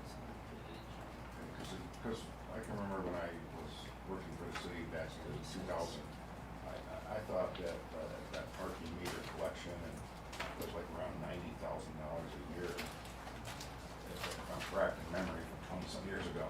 And with the parking lots, I used to sell permits and having a part-timer attendant in these parking lots, 6, 9, and 10, and we had parking lot attendants. I thought total parking revenues at the time, and I'm just going by memory from 22 years ago, so no quote me, but I'm thinking that was around $110,000 revenue. What happened with the attendance was that as minimum wage went up, it wasn't feasible to have the attendance there anymore. We were losing money on the lots, so that's why they were eliminated. Well, that's, they'll probably, Yeah, plus I imagine Union Street probably has a lot more parking now. Those Like, are- remember, like, is that right? Parking Yes, increase yes, the that's number of correct, spots on Union. So we'd have had to buy a bunch of meters maybe. No, actually, with the North Union Street project, there were several spots were eliminated because of the bump outs. But there's still sufficient parking there. And if we go to what you're talking about there, that can, it'll increase availability for parking for our merchants, and it'll create revenue for the city. You know, I think it also lends to an easy, you can kind of gauge your demand, right? So as you come off of, say, Union Street or a lot, you got your side streets. I mean, we used to have meters down those and other city, if the demand happens to be there, you can start charging for parking down the side streets and to wherever you're bringing the demand from. The meters used to run all the way down West State to 12th. Yeah, so you got all of that too, that could be, Mhm. So you have a lot of potential. Yeah, I think here, with a system like I was talking about, to add something it's a couple of signs that designate how to navigate to it. So, and part of that would be having a sense of the startup costs, so to speak, for it. Right, I mean, I'm sure there's a cost for the system and the license, I guess, and whoever has to access it, but I just have a feeling it's gotta be it's gotta make sense, I would think. Cost to, say, how many parking spots and what it costs, you've gotta be pretty good. For fiscal year 22, wasn't there a parking enforcement officer for that whole year? For what? Fiscal year ending 22? The whole year. No, not the whole year. I was asking, because that's where I got that 61.5. I know you said there's not one now, but that was that number I pulled. No, he left us, I wanna say midway through the year to go to a full-time job, so. The rec center position, I mean, I'm tossed on that. If we're gonna follow through and come through with this water park, I feel like there may be potential there for that person to justify that. The airport, I don't really have good feelings on that. The economy the way it is, I just get the feeling that one might be a little bit of a lost cause for a while. And that was one of them that was at a deficit for hours.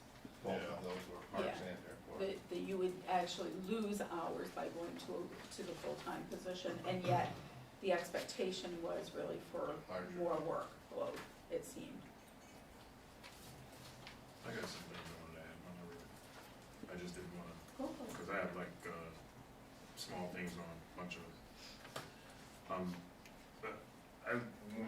all the capital projects that were introduced to us and, some of the ones that we went back and forth with. You know, I thought that we had a lot that were very good projects.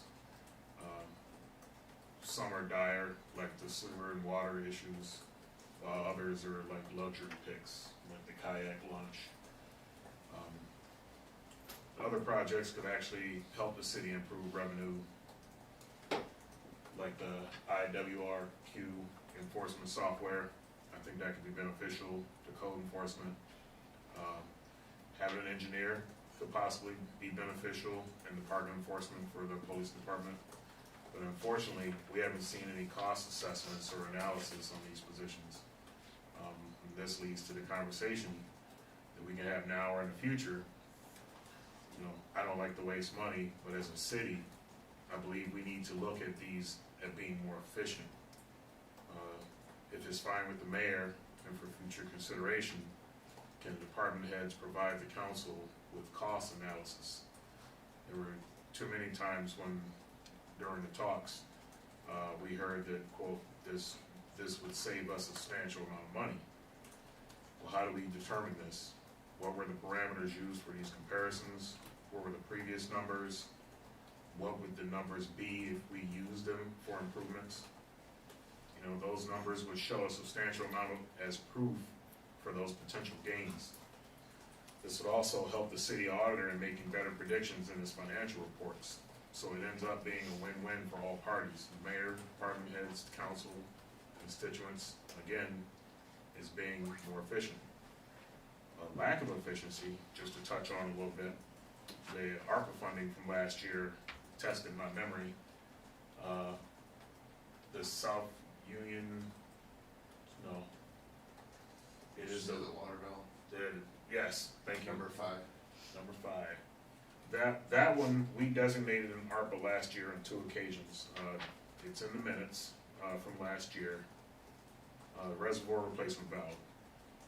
And I think what happened was we didn't have anyone here to guide us. And as other projects came, as other topics came about, between the bridge, the fire department, the gurney upgrades, we lost track of what the balances were. And I think once that happened, that took away from the money that was slated for that project. So that's a lesson that we can learn from, that in future talks, maybe we should have someone here to help guide us and provide us numbers. When I look at Chris Schwery and everything he's done with the Park and Rec department, the improvements, promoting, marketing, we see it, you know, on a weekly basis, the amount of emails we see and the marketing and everything with the rec center. I absolutely love that. I think if we can somehow have him oversee the Bradner Stadium, I think we could potentially gain some revenue there. We all know Bradner Stadium isn't utilized as well as we'd like to see it. And I think that if, you know, again, it's the mayor's call, but I think that having Chris Schwery cover that would be a great utilization of his skills. That would also put some fresh eyes onto that scene there. Something that was disturbing to me was the insurance and utility costs. They were a major concern, and they were a stickler for me in this budget. You know, when you look at those 2 items, if my insurance costs start to go up or my utility costs start to go up, I immediately go and start to research, find out why, how, who's cheaper, who's got a better rate. And I think if we don't do those things, then we're basically irresponsible. So hopefully those things are looking better in that regard. A large portion of the raises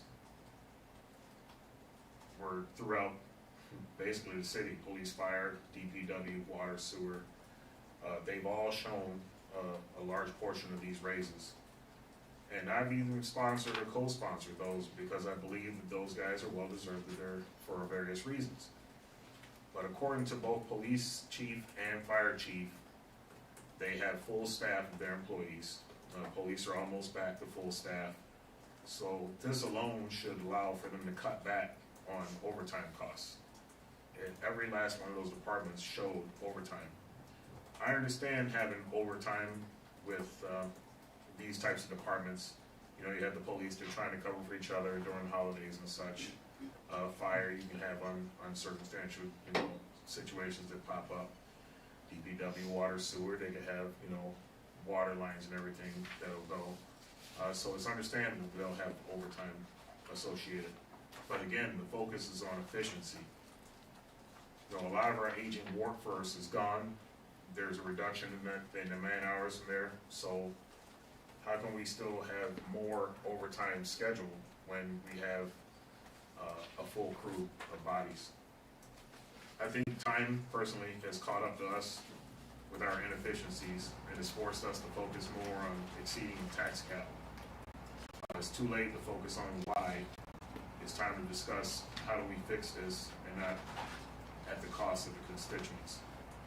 Completely understand that taxes will go up, and I'm always for paying bills and our responsibilities on time, but it's a lack of responsibility that I'm not willing to pass on to the taxpayers. I believe the city should do the same. And we should not be business as usual in passing the buck. My opinion is we must have substantial cuts. Find areas of potential revenue, as we've discussed some tonight, and increase fees that have been stagnant, which I'm hoping that we'll be presented with tomorrow night. If we can't do these things, then I'm definitely not gonna be able to pass this budget or support breaking the cap. That's all I want to say.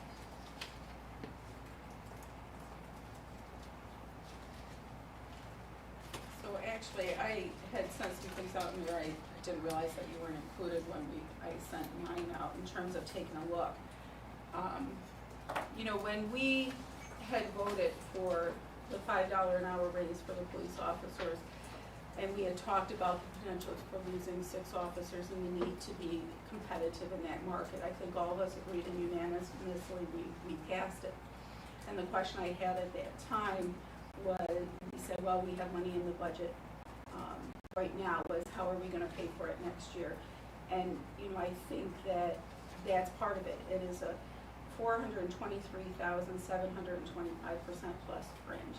That, the police budget increased 19.1%, and that did not include the fringe. So when we're looking at that amount, it's hard to put together a manageable budget that doesn't inflate taxes for all of our residents. So I think we have to be creative, how are we gonna pay for that in the 23, in this year's budget? And the question is, are we recouping the costs?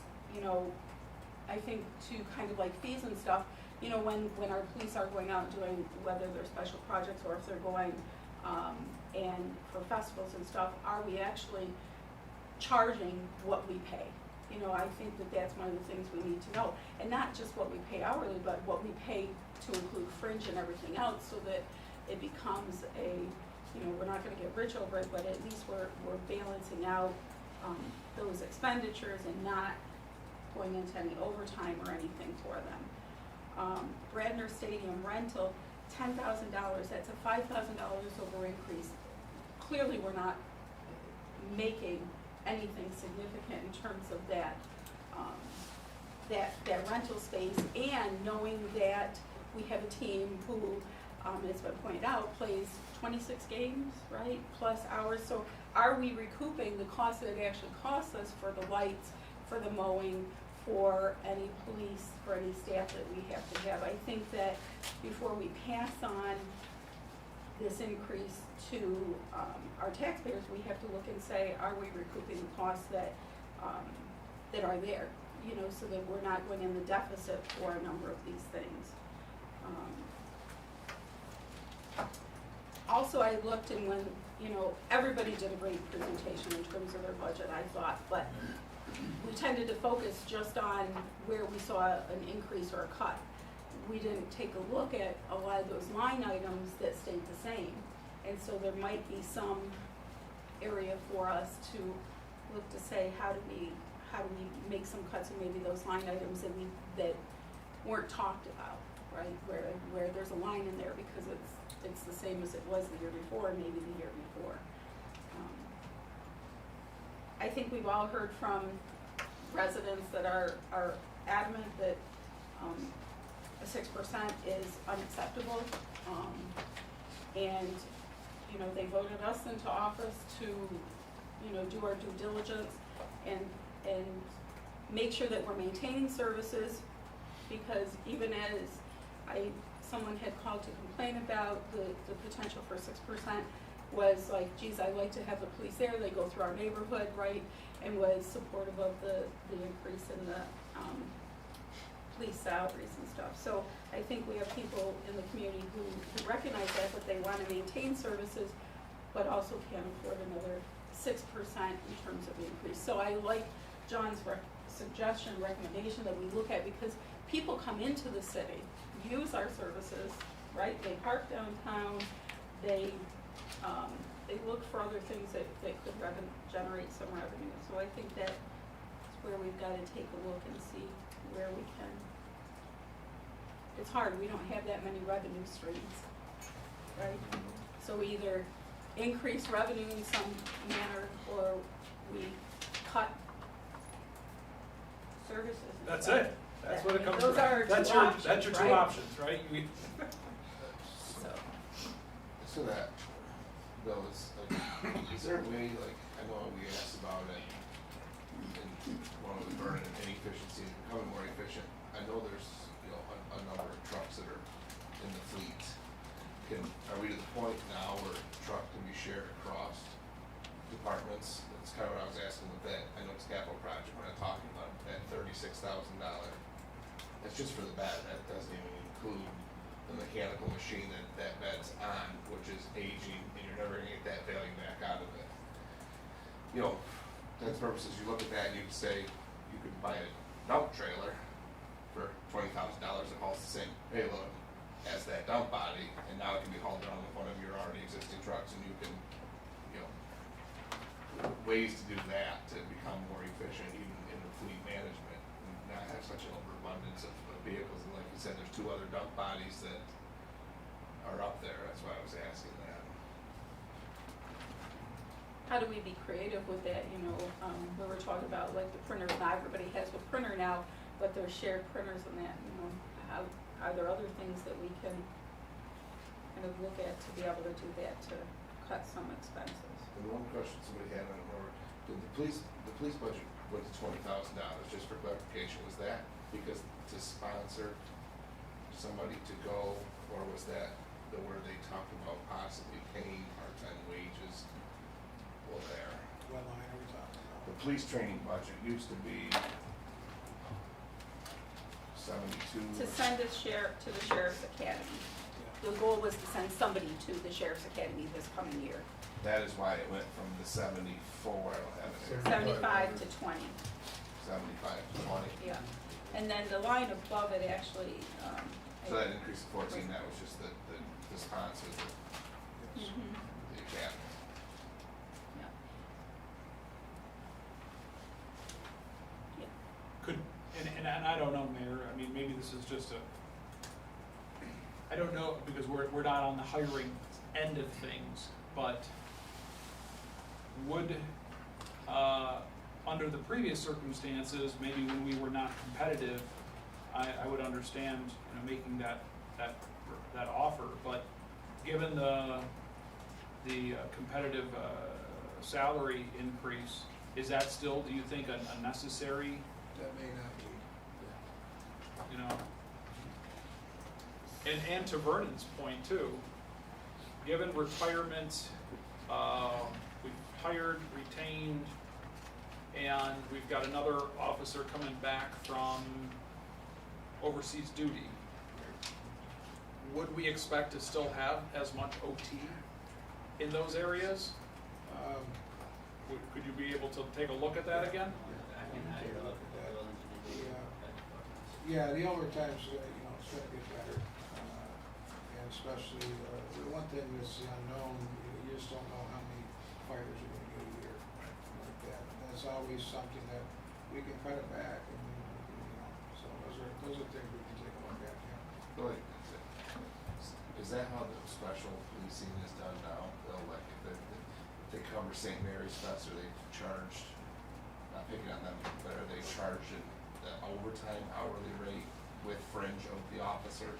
Not with the overtime rate, not with fringes, okay? And that's being taken a look at, that'll be part of the presentation tomorrow. Okay, no, yeah, I know you're gonna bring that tomorrow, I just was asking.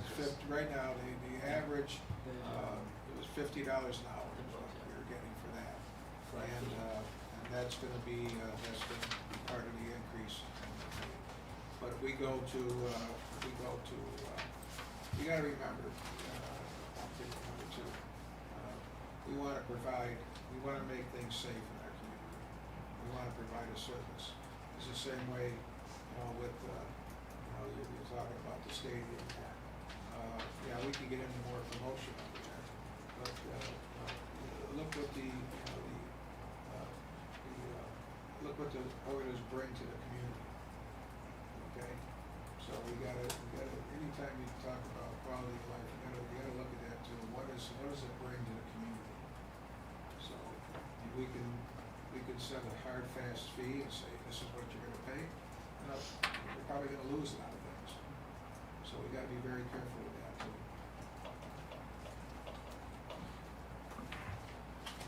Very well. We don't charge, Major League Football used the stadium. The only thing they were charged for was for the man hours.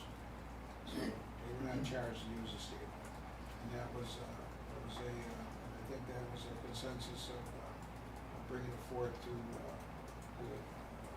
I talked to John about that, and he thought it was the right thing to do under the circumstances, so. How many games do they play with them? Yeah. How many times do they use them? Maybe 4 to 5 times, so, it's, the expenses, and I think they didn't use the lights at all, so. But the expenses, the lining of the field and the man hours, they paid for that, which we're gonna adjust that too. We were getting $30 an hour per person, and according to the DPW, during the day, 1 employee, and at nighttime, 2 employees over there. So we were getting $30 and then $60. So that's gonna be adjusted too. So we're taking an average of the employees and then putting the price on it there, so. I think tomorrow will be recommended that goes to $40 an hour, so. Yeah, I mean, when there's special events, right, we shouldn't take it on the chin. All of those employees' costs have gone up, right? So it needs to be, we absolutely need to charge appropriately for those sorts of situations. Now, I mentioned these concerns that I had last time, and I still do, as far as future outlook. I know we have increased utilities across the board. I know you guys got you have a meeting set up with the electric provider, but I also I'm conservative in making sure that we have enough money set aside. But I went back after we went through the budget and, for example, looked at fuel prices. Everything that I'm seeing, forecasting for the next 12 months shows that fuel prices are going to remain flat, if not go down. But we've really set aside quite a significant increase in fuel prices compared to last year's budget. And in last year's budget, gas was $1 more. I think it was almost $5 a gallon that we had built into that budget. So I know, and I appreciate all the work the mayor and his department heads have put into this. And I know the goal has to be to put together a budget that is going to get the job done at the end of the day. But I'm just making suggestions on behalf of my residents to every dollar we set aside in that budget, I want to make sure it is needed, it is necessary, it's going to be used, and then therefore, there's not just another $100,000 worth of something sitting there that it may not get used, but we've gotta raise taxes to offset that, right? So that is an area of concern. And thank you, Lenz, for some of your feedback there, but I still do have concerns, and I would assume, maybe this is coming tomorrow night, feedback from Greg on mortgage tax revenue. Are we doing since we're doing revenues tomorrow night, I can hold off on that. Sales tax revenue, I had sent you something on. You said you've got some follow-up as far as you can, unless that was in the email. Yeah, I think that was in the email. Okay, where we are right today, Yes, we have about $700,000 to hit budget for the year. to this year's budget.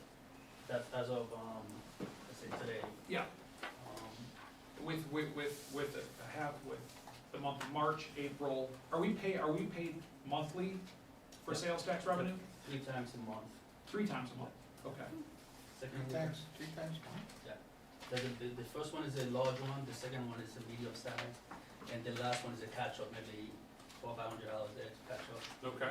Those expenses. So then, we've already received the big one for March. Yes, And we've received the second one for March, yes, I can actually bring that out if you want.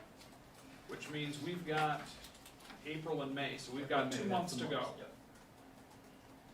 And you're saying you think we'll come close to hitting where we are currently? Well, based on my analysis that I sent you, in April and May, for the last 2 years, we've been averaging, I think, $500,000 in April, and $300,000 in Okay, May.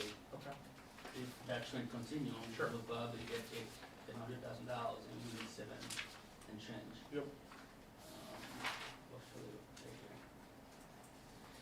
So we'll, This is the breakdown, over here. okay, This one, we're only averaging 143,000 a year for the last 4 years. yeah, The mortgage tax, that from 210, we're gonna have to go to at least 140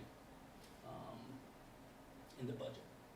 But for the sales tax, like, those are the last 2 months remaining in this year's budget. And the average is for April, for the last 3 years, we're averaging 503. And 316 a month for the last 2 years in May. okay. And we need about actually 700,000 to hit budget. Mhm. And if that trend continue, we'll get there. This is my tracking for the sales tax. Right. This is what we collected, so in March, for March. And I think we're far enough along, I think I think we'll make our target this year. Yes. I'm just not confident we're gonna do $1 million better next year with the craziness of the economy right now. Is my only logic, right, with raising interest Yes. rates, with the whole scenario there. I mean, I would say we if it's not 900, we should get half of that. I would agree, 'Cause but that does create more problems for you guys. I agree with you, 5.6, okay, maybe, but, and I hope to God I'm wrong, but from a, I think even 6 is I'll- doable. man, you're the most optimistic finance guy I know. No, Holy well, cow. if you look on the trend down here on the board, look at from, Len's my friend, we've been on a bull market for the last 10 years, we can't look at the trend. In my honest opinion, I mean, Dave's cutting back costs at his house, he's going to 1 small garbage sticker a week. Like, I mean, I'm just, Someone can afford it. So in other words, we have a saying, right, past performance is no guarantee of future Yeah, performance, I right? get it. So that's, I understand the trends. Now, to your point, there's new industry coming into town. All right, there's gonna be a lot of spools of yarn and stuff that need to get sold at the Hobby Lobby, okay? To make up the delta of not selling cars on car dealerships. And so I just am, I wanna just be on the record So do you to know that I'm foresee- concerned do with you that. foresee the car sales will go down. I think that $6 million in sales tax is too optimistic. But I'm just one of seven, okay? I understand you're using trend analysis.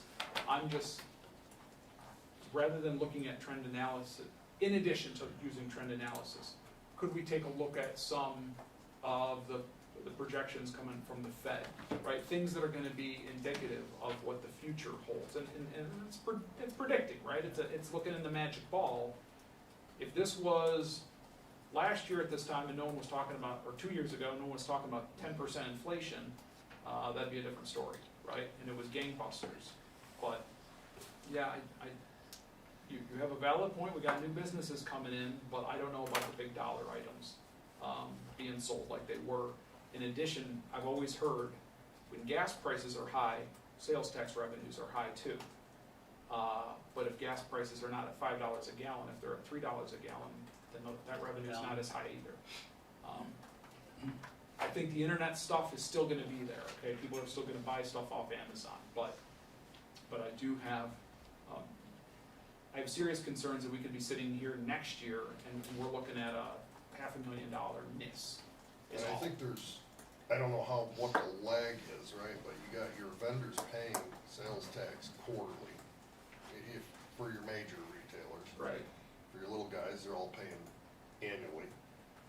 But, so you've got some lag by months to what the market, if the market's, the rates are up and the market's causing some drop, we don't see, like, I was worried we're gonna see this tax increase in a budget 2 years ago.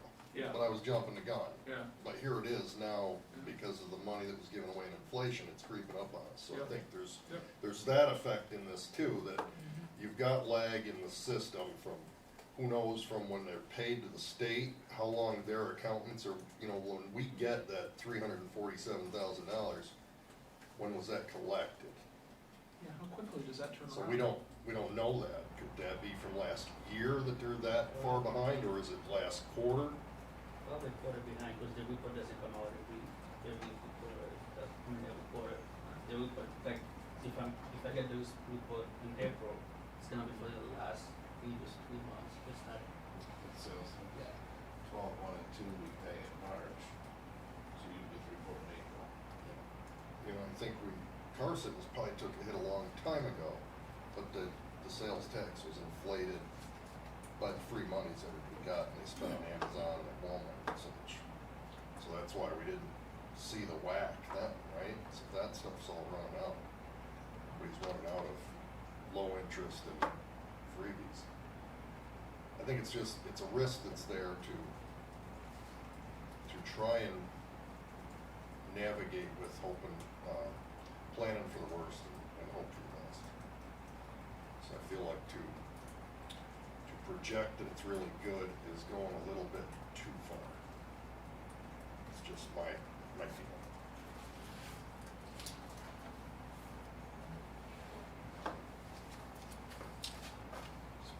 Passing along our concerns.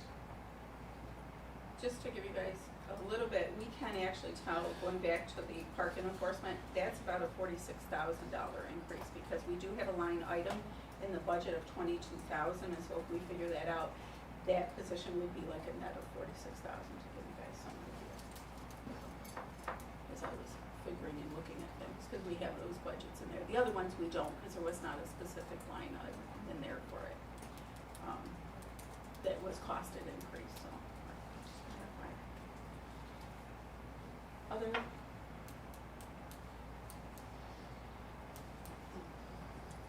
But as we're going through this budget too, consider, we all got constituents in our wards that don't work for the city, don't work for the county, don't work for the state. They're probably living at $30,000-$40,000 yearly incomes. And inflation is hitting them, utilities are going up, cable's outrageous, everything's going up, and it's like,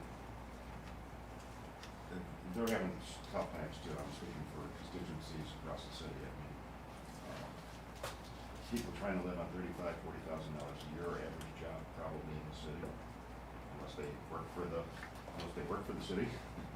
So I mean, it's a hard pill to swallow, raising taxes 6%.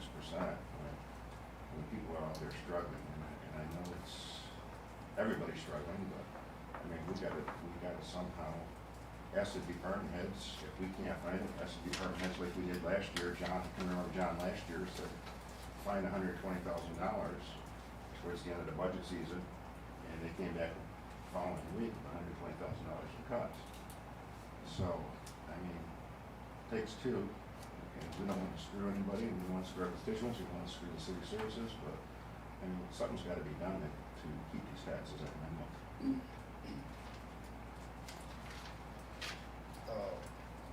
One of the numbers I was concerned about too is I just wanted to get an understanding, if you know now, Len, when we were, under our debt service, we didn't have an actual expense shown for 22 year end. We had, that is on page 33 of the budget. Our budget this year is 311,000 and some change, but we're going up with our debt service to 670, it's like 360,000, so that alone is 1, 2, 3, 4, 5%. Yeah.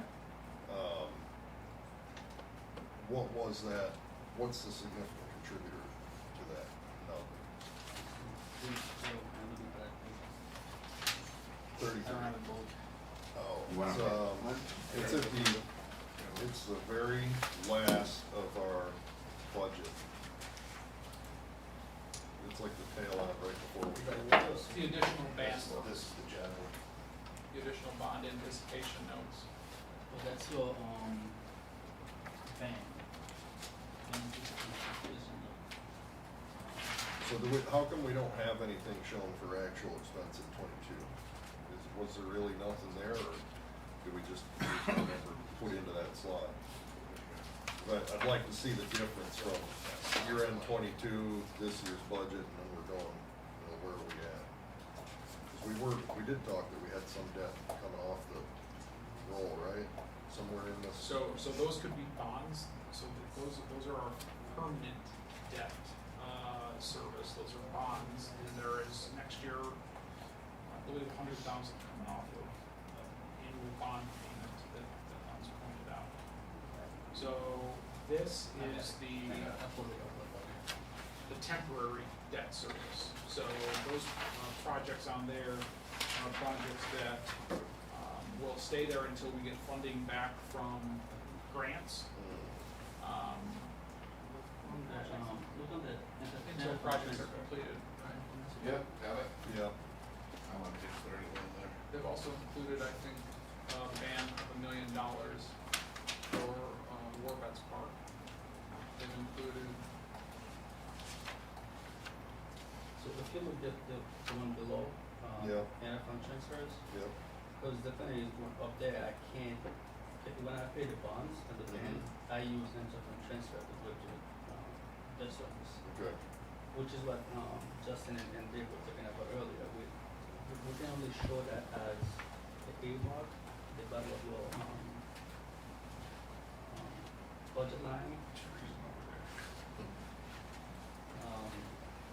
Because we really don't have, we do have a been interest in principle, but if we transfer from the amount to the line item below in the fund transfer to pay the bill. So that's why you see down Okay. there. You'll see. Okay, so that's just a placeholder That's to just a show us what placeholder. it's gonna, So that's a breakdown of what it is as far as the land. But down here as well, the payments comes out in a fund transfer, because we have to make transfer from the capital fund or general fund to the debt service to pay the bill. So the total there is more like 126,000 increase then. Yes, because we have more thing coming up next year. Because we have one potential one added to it, which would be, the splash pad. We're looking at, and some change.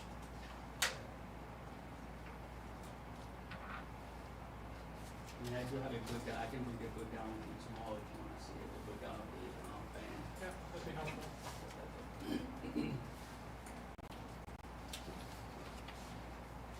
I don't envy you, Mayor. You got, you got a lot to manage, and it's certainly, yeah. No, and I wish we had gotten the splash park in as we originally intended to open this year and done by now, because the costs are gonna go up and the tendency to use it as fuel, we don't know what we're doing, is gonna increase because of the timing of it.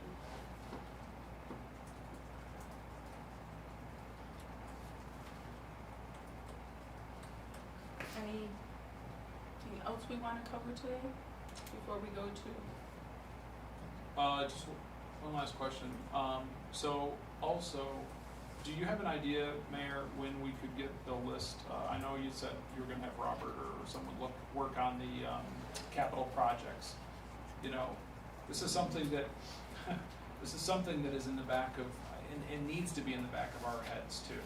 As we try to protect fund balance, as we think about, you know, existing debt service, and we have major projects still that are just in their infancy, that are big dollar items, and every day our costs go up higher, right? And it's very concerning that we, you know, we could, those projects could be at risk, right?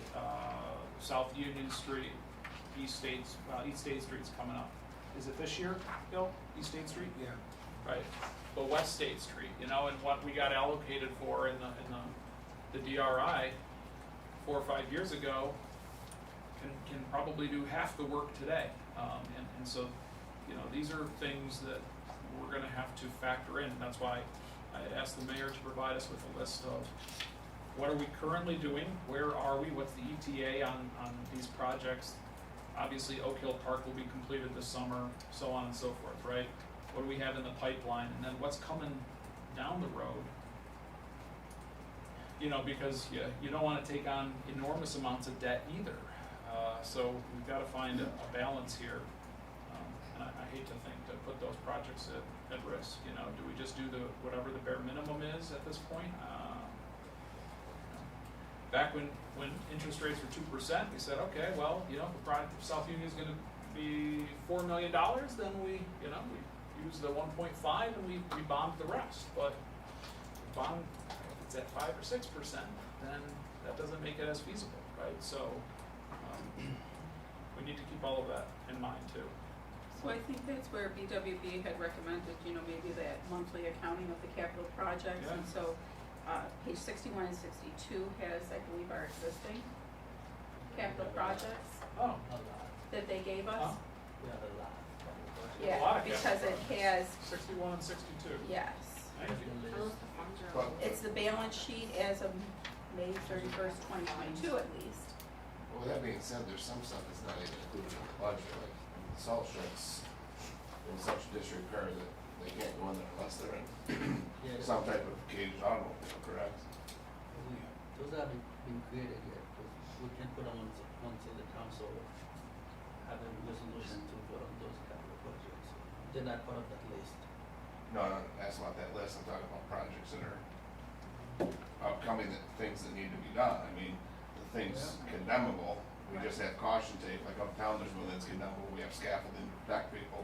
This one's up against the city street, Higgins Avenue is a city street right in there. I mean, this is abutting the city street, we just have a piece of caution tape around it. But the building's such disrepair that you can't go in there unless you're in the loader or something overhead, so that's gonna be a pretty big bill. Isn't there a fund for that? That's what I was asking Vernon, cause I didn't see it and I didn't ever Well, I hear think it. you're talking, right, we were gonna, you're talking about where we have the concrete pad that isn't gonna work to be able to do what we plan to with it. We don't know if it's gonna work yet or not, I thought we spent.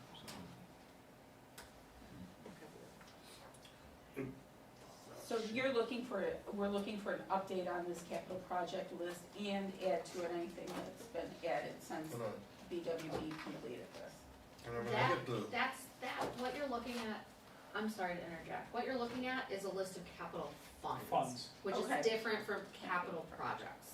Okay, But these, being on this sheet, these are still open, right? They haven't been, Those are open, they're not closed. and just looking at the list quick, it looks like there's probably a bunch here that somehow need to reconcile and be closed.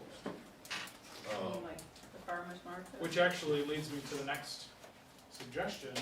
We probably should just go ahead and pass a resolution to transfer $189,761 to close those capital funds that BWP pointed out should be closed, shouldn't we? Is there any reason we would not? We still have reimbursements coming in for some of them? Do we? I don't, that's what I'm. Check with the department heads to see if we have anything coming in. But the 2.4, that's for your general fund though. Those are capital projects. Should we have to, Well, yes, if there's anything relating to the water fund, then we should, yes, but that's where we pulled, that's, the last time, we did this with Fred 4 years ago, and he said this would never happen again. There's some, is there, I know that the one email we get a lot about too is like, is the money set aside for the, and I don't know what the county paid for, the installation of the lights at Forest? No, it's a reimbursement. It's a pretty quick turnaround. I know, but I'm saying with the money that was pledged from the county's ARPA funds, correct? Was that enough to cover the lights and the installation, or just the lights? It should cover the whole thing. The installation and the lights. Because we went back to them and said we needed an additional 50,000, and they gave it to us. For the projection of the installations, right? Yeah. And while we're at it, and Bill, and I know as a former user of the stadium, I know you talked about the good of the, I mean, right now, I mean, if you look at the invoices, like even Forest Fields, I mean, I get good of the community, but the stadium itself has been millions of dollars invested in that stadium. And we're not even collecting, based on the invoices, what the current rate structure of that approved rate structure is. The invoices don't even total that. And I know, I've spoken on it for years, that it's very hard, because with the baseball field, the way that is configured, it's very hard to use it for other users. So we kind of handicapped ourselves and handcuffed ourselves into additional revenues. And then like on the stadium line, I see, and I know you were gonna talk about it, and I don't know if you did, but there's a $20,000 line increase for repairs. Well, that line's basically up, what, $20,000 or so for a project in the stadium. And what's the increase there? I'll have to look at it. Yeah, 'cause I know one that said capital outlay was 18,000, and then it says repairs to buildings and grounds, there was nothing for this current year, there was 6282 in the past year, and now this year there's a $20,000 line item for that. I'll have to. But like I said, even with the other ones, I mean, you know, with the stuff in there, we're not even coming, I know you're not gonna break even, but you're not even coming close, and he said, now with the concession stand, utilities, we're not charging rent on the, you know, additional rent on the concession or covering utilities that is being used.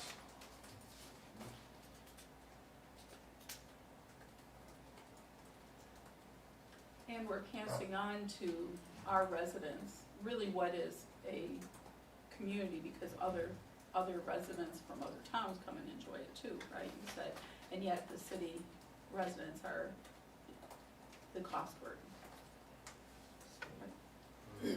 just to, I wanna move over here for a little bit, this one, it's over, capital, farmer's market. Yep. And it's in the Yes. hole for $7,800. Yep. So that's, I think VW has that on their list as well. That's one of them that can be closed, but we have to make it whole before we close it. Yeah, they're, on page 40 of their big thick report here is like 10 projects, right? The North Union rehab, with the excluding of the contingent liability, $122,000. Are we still waiting on any sort of page 40? Take a look at page 40, they've broken down like 10 projects that essentially is what they're saying we should as long as we don't have any outstanding reason, the Homer Street Playground, I think that's done. I think that's done too. Yeah, and you have,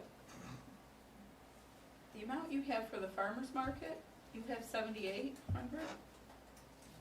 There's 31,000 in here. That's what I inherited, this is spreadsheet that I inherited, that's what's in there. Okay. So we'll have to I- go back and kind of look. I can go back to the previous one and see Okay. what the balance was carrying forward from that time.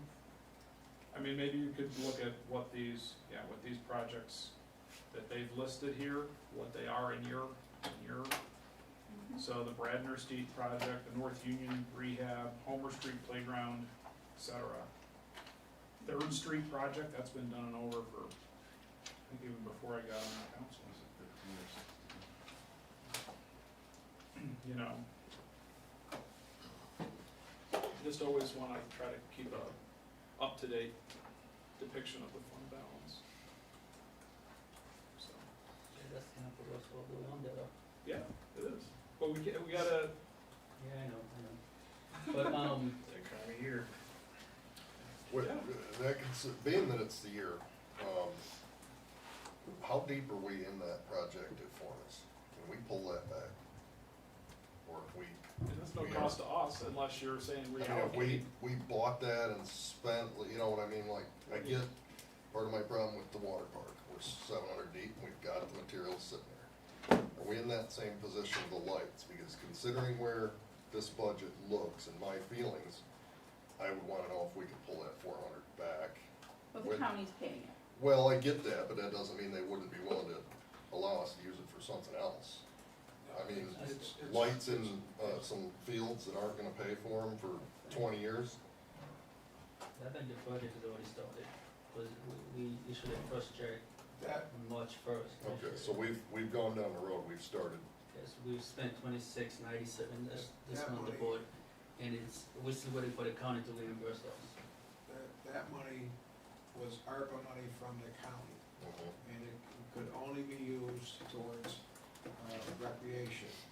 And the way it was, we tied it into Fortis Park was because they had a prior project there where they did the fields. Okay. Okay, so, it's no cost to us. They're paying the 400,000. Well, I'll take that back. I mean, we do have our electricians doing the work on putting the bids together. And putting that out there, so, but, Yeah, because Carrie had said it needed to be tied into something We didn't pay previous, the right? but, Maintenance. would the county let us move that money somewhere else? Probably not.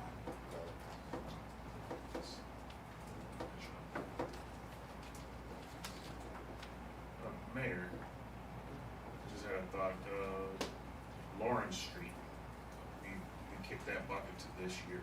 Is that gonna be done this year, that project? It's on the list, yeah. Okay.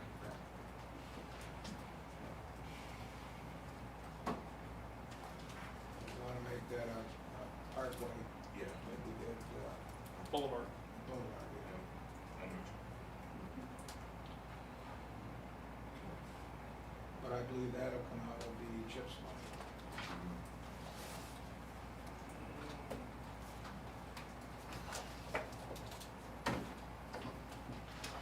So by tomorrow, Lens, do you think you could look at those projects they've listed and compare it to what your fund balance is and maybe ask the mayor or the department heads, like, are we waiting? Because if we're not, and we got negative balances, then we've gotta know what we're working with and we gotta put in a resolution to close them out and deduct from the fund balances. And if there's something that can be obviously hit, like the North Union Street, can we split that up 3 ways? Did they do sewer lines or water lines on North Union? I don't know. I feel like when we made payment there, we pulled from water and sewer. And check with the, DPW to see if it was done 3 ways. So if that project is completed, let's get it done. Do you agree, Mayor? We could take a look at that. I Okay. think we did look at that. And, well, yeah, because we settled the lawsuit. We were doing that recently. John, did we ever allocate them, I remember we were talking about $50,000, was it for franchise, building an archway or something? Down in South Olean? That money's been already allocated, it's in the capital fund for franchise, and they're planning to work to get that done for the new entrance rate. Now, you gotta remember that, the county land bank gave us a house there, where they tore down a house there for our new entrance to Marcus, or to franchise. Also, there was some money that community development, and we took another house down there, and that was in the reasoning was that we wanted to make a new entrance to Franchot Park there. I was just looking for $50,000, I was just looking, if we haven't started it, if we could cancel it or put it on hold until we get extra funding. I think, is that on for tomorrow? Right? What's that? Franchot Facebook? Well, that's, don't spoil the surprise. Oh, wow. It was posted Friday. I guess I'm curious, when I look at this, again, I'm on page 61 of BWB's report, we've got the long list of capital projects.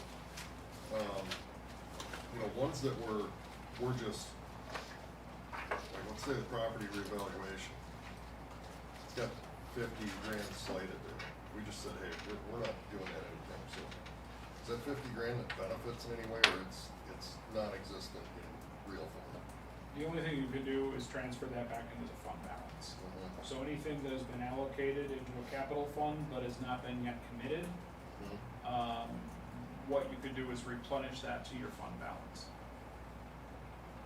And I mean, just looking at it, I feel like in general, we need to clean this up, because there's negatives, right, that are sitting there. But some of them are that on, we've got. but some of those they're ongoing projects, and it's cash coming in, cash coming out. Right, Lens? So some of them are just fluidly moving. Like the airport is gonna be ongoing. Right, we're getting money from the FAA, but we're paying money out, and, right? So if you just see one that's a big negative or something, it could just be a timing. What page are you on, Jason? 61. And that's where having that regular report would be helpful for us to be able to keep that Some firm grasp. of the terms here, I don't even know what they are, so I'm guessing since I haven't heard them that I can recall in 3 years, over 3 years, are they stagnant? Did anything happen, and are those numbers available to put back into the fund? The ones that kind of stick out, so that revaluation, Allegheny River Development. What is that? What was that? Allegheny River Development. What's in there? 41,000.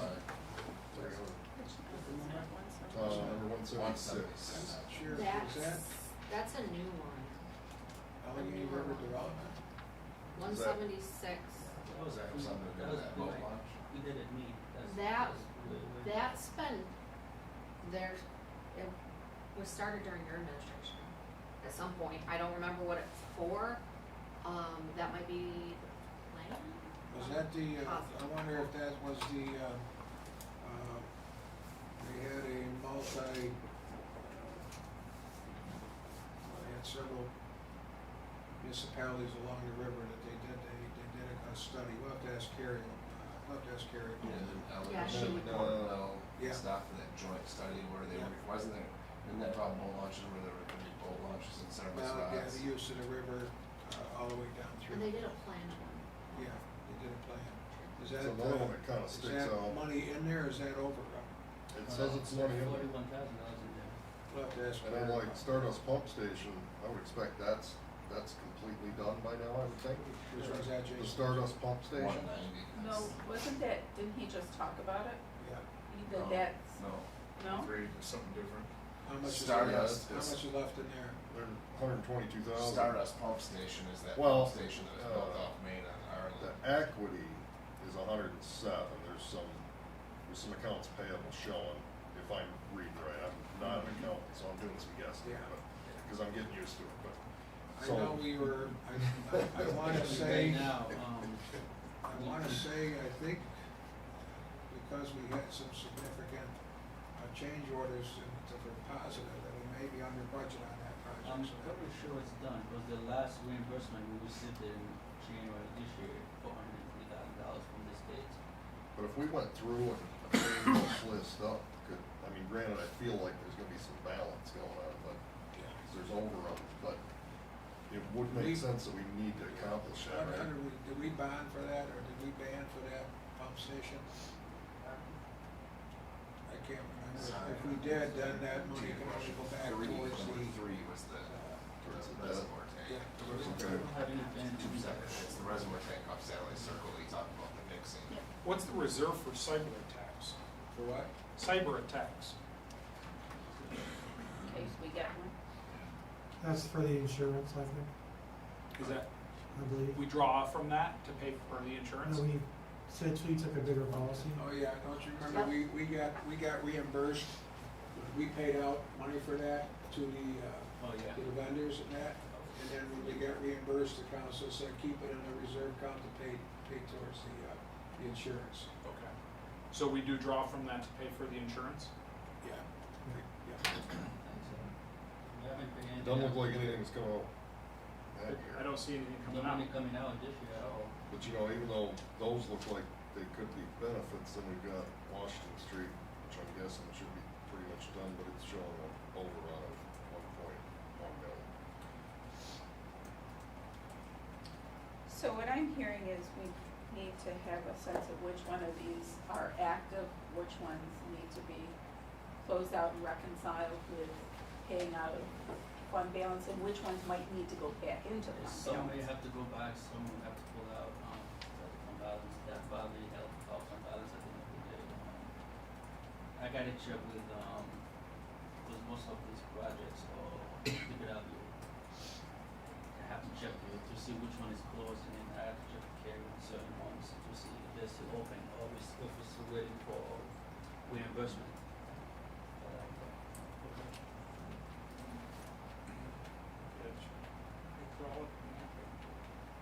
Yeah, that, we set that up too. We set, so that was for the Well, I'm, you know, I also. hydraulic mapping, Just the wasn't stuff. that for us? That's for the, Fire hydrants, right? no, No. that will be the levy. Oh. Okay.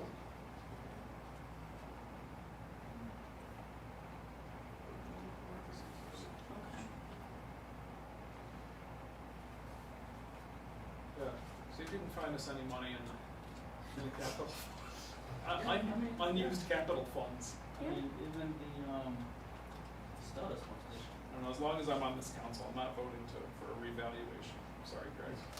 No, I don't think that. I mean, we'd have to be doing some voting to see that.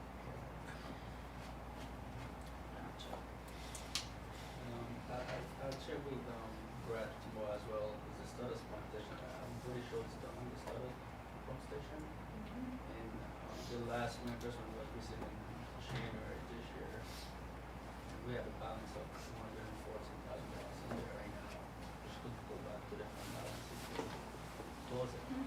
What's that, That would Could pay be, for it's most just of that our we're getting- The outstanding. status pump We gotta figure out why if Washington. we bond it, Street's so or negative. band it for it, then it has I to go don't see back it. into the debt, Right. yeah. Yeah, we would have to go to the service, but I don't think we're going for that, I'm not sure, I'll have to find out too. Because actually, all those projects was included in me, so I'm not sure. I don't see any notes on there as to where they're open. Jumping off the capital stuff, Bill, we talked about, or I know I looked into it, and you looked into it, and that occupancy tax.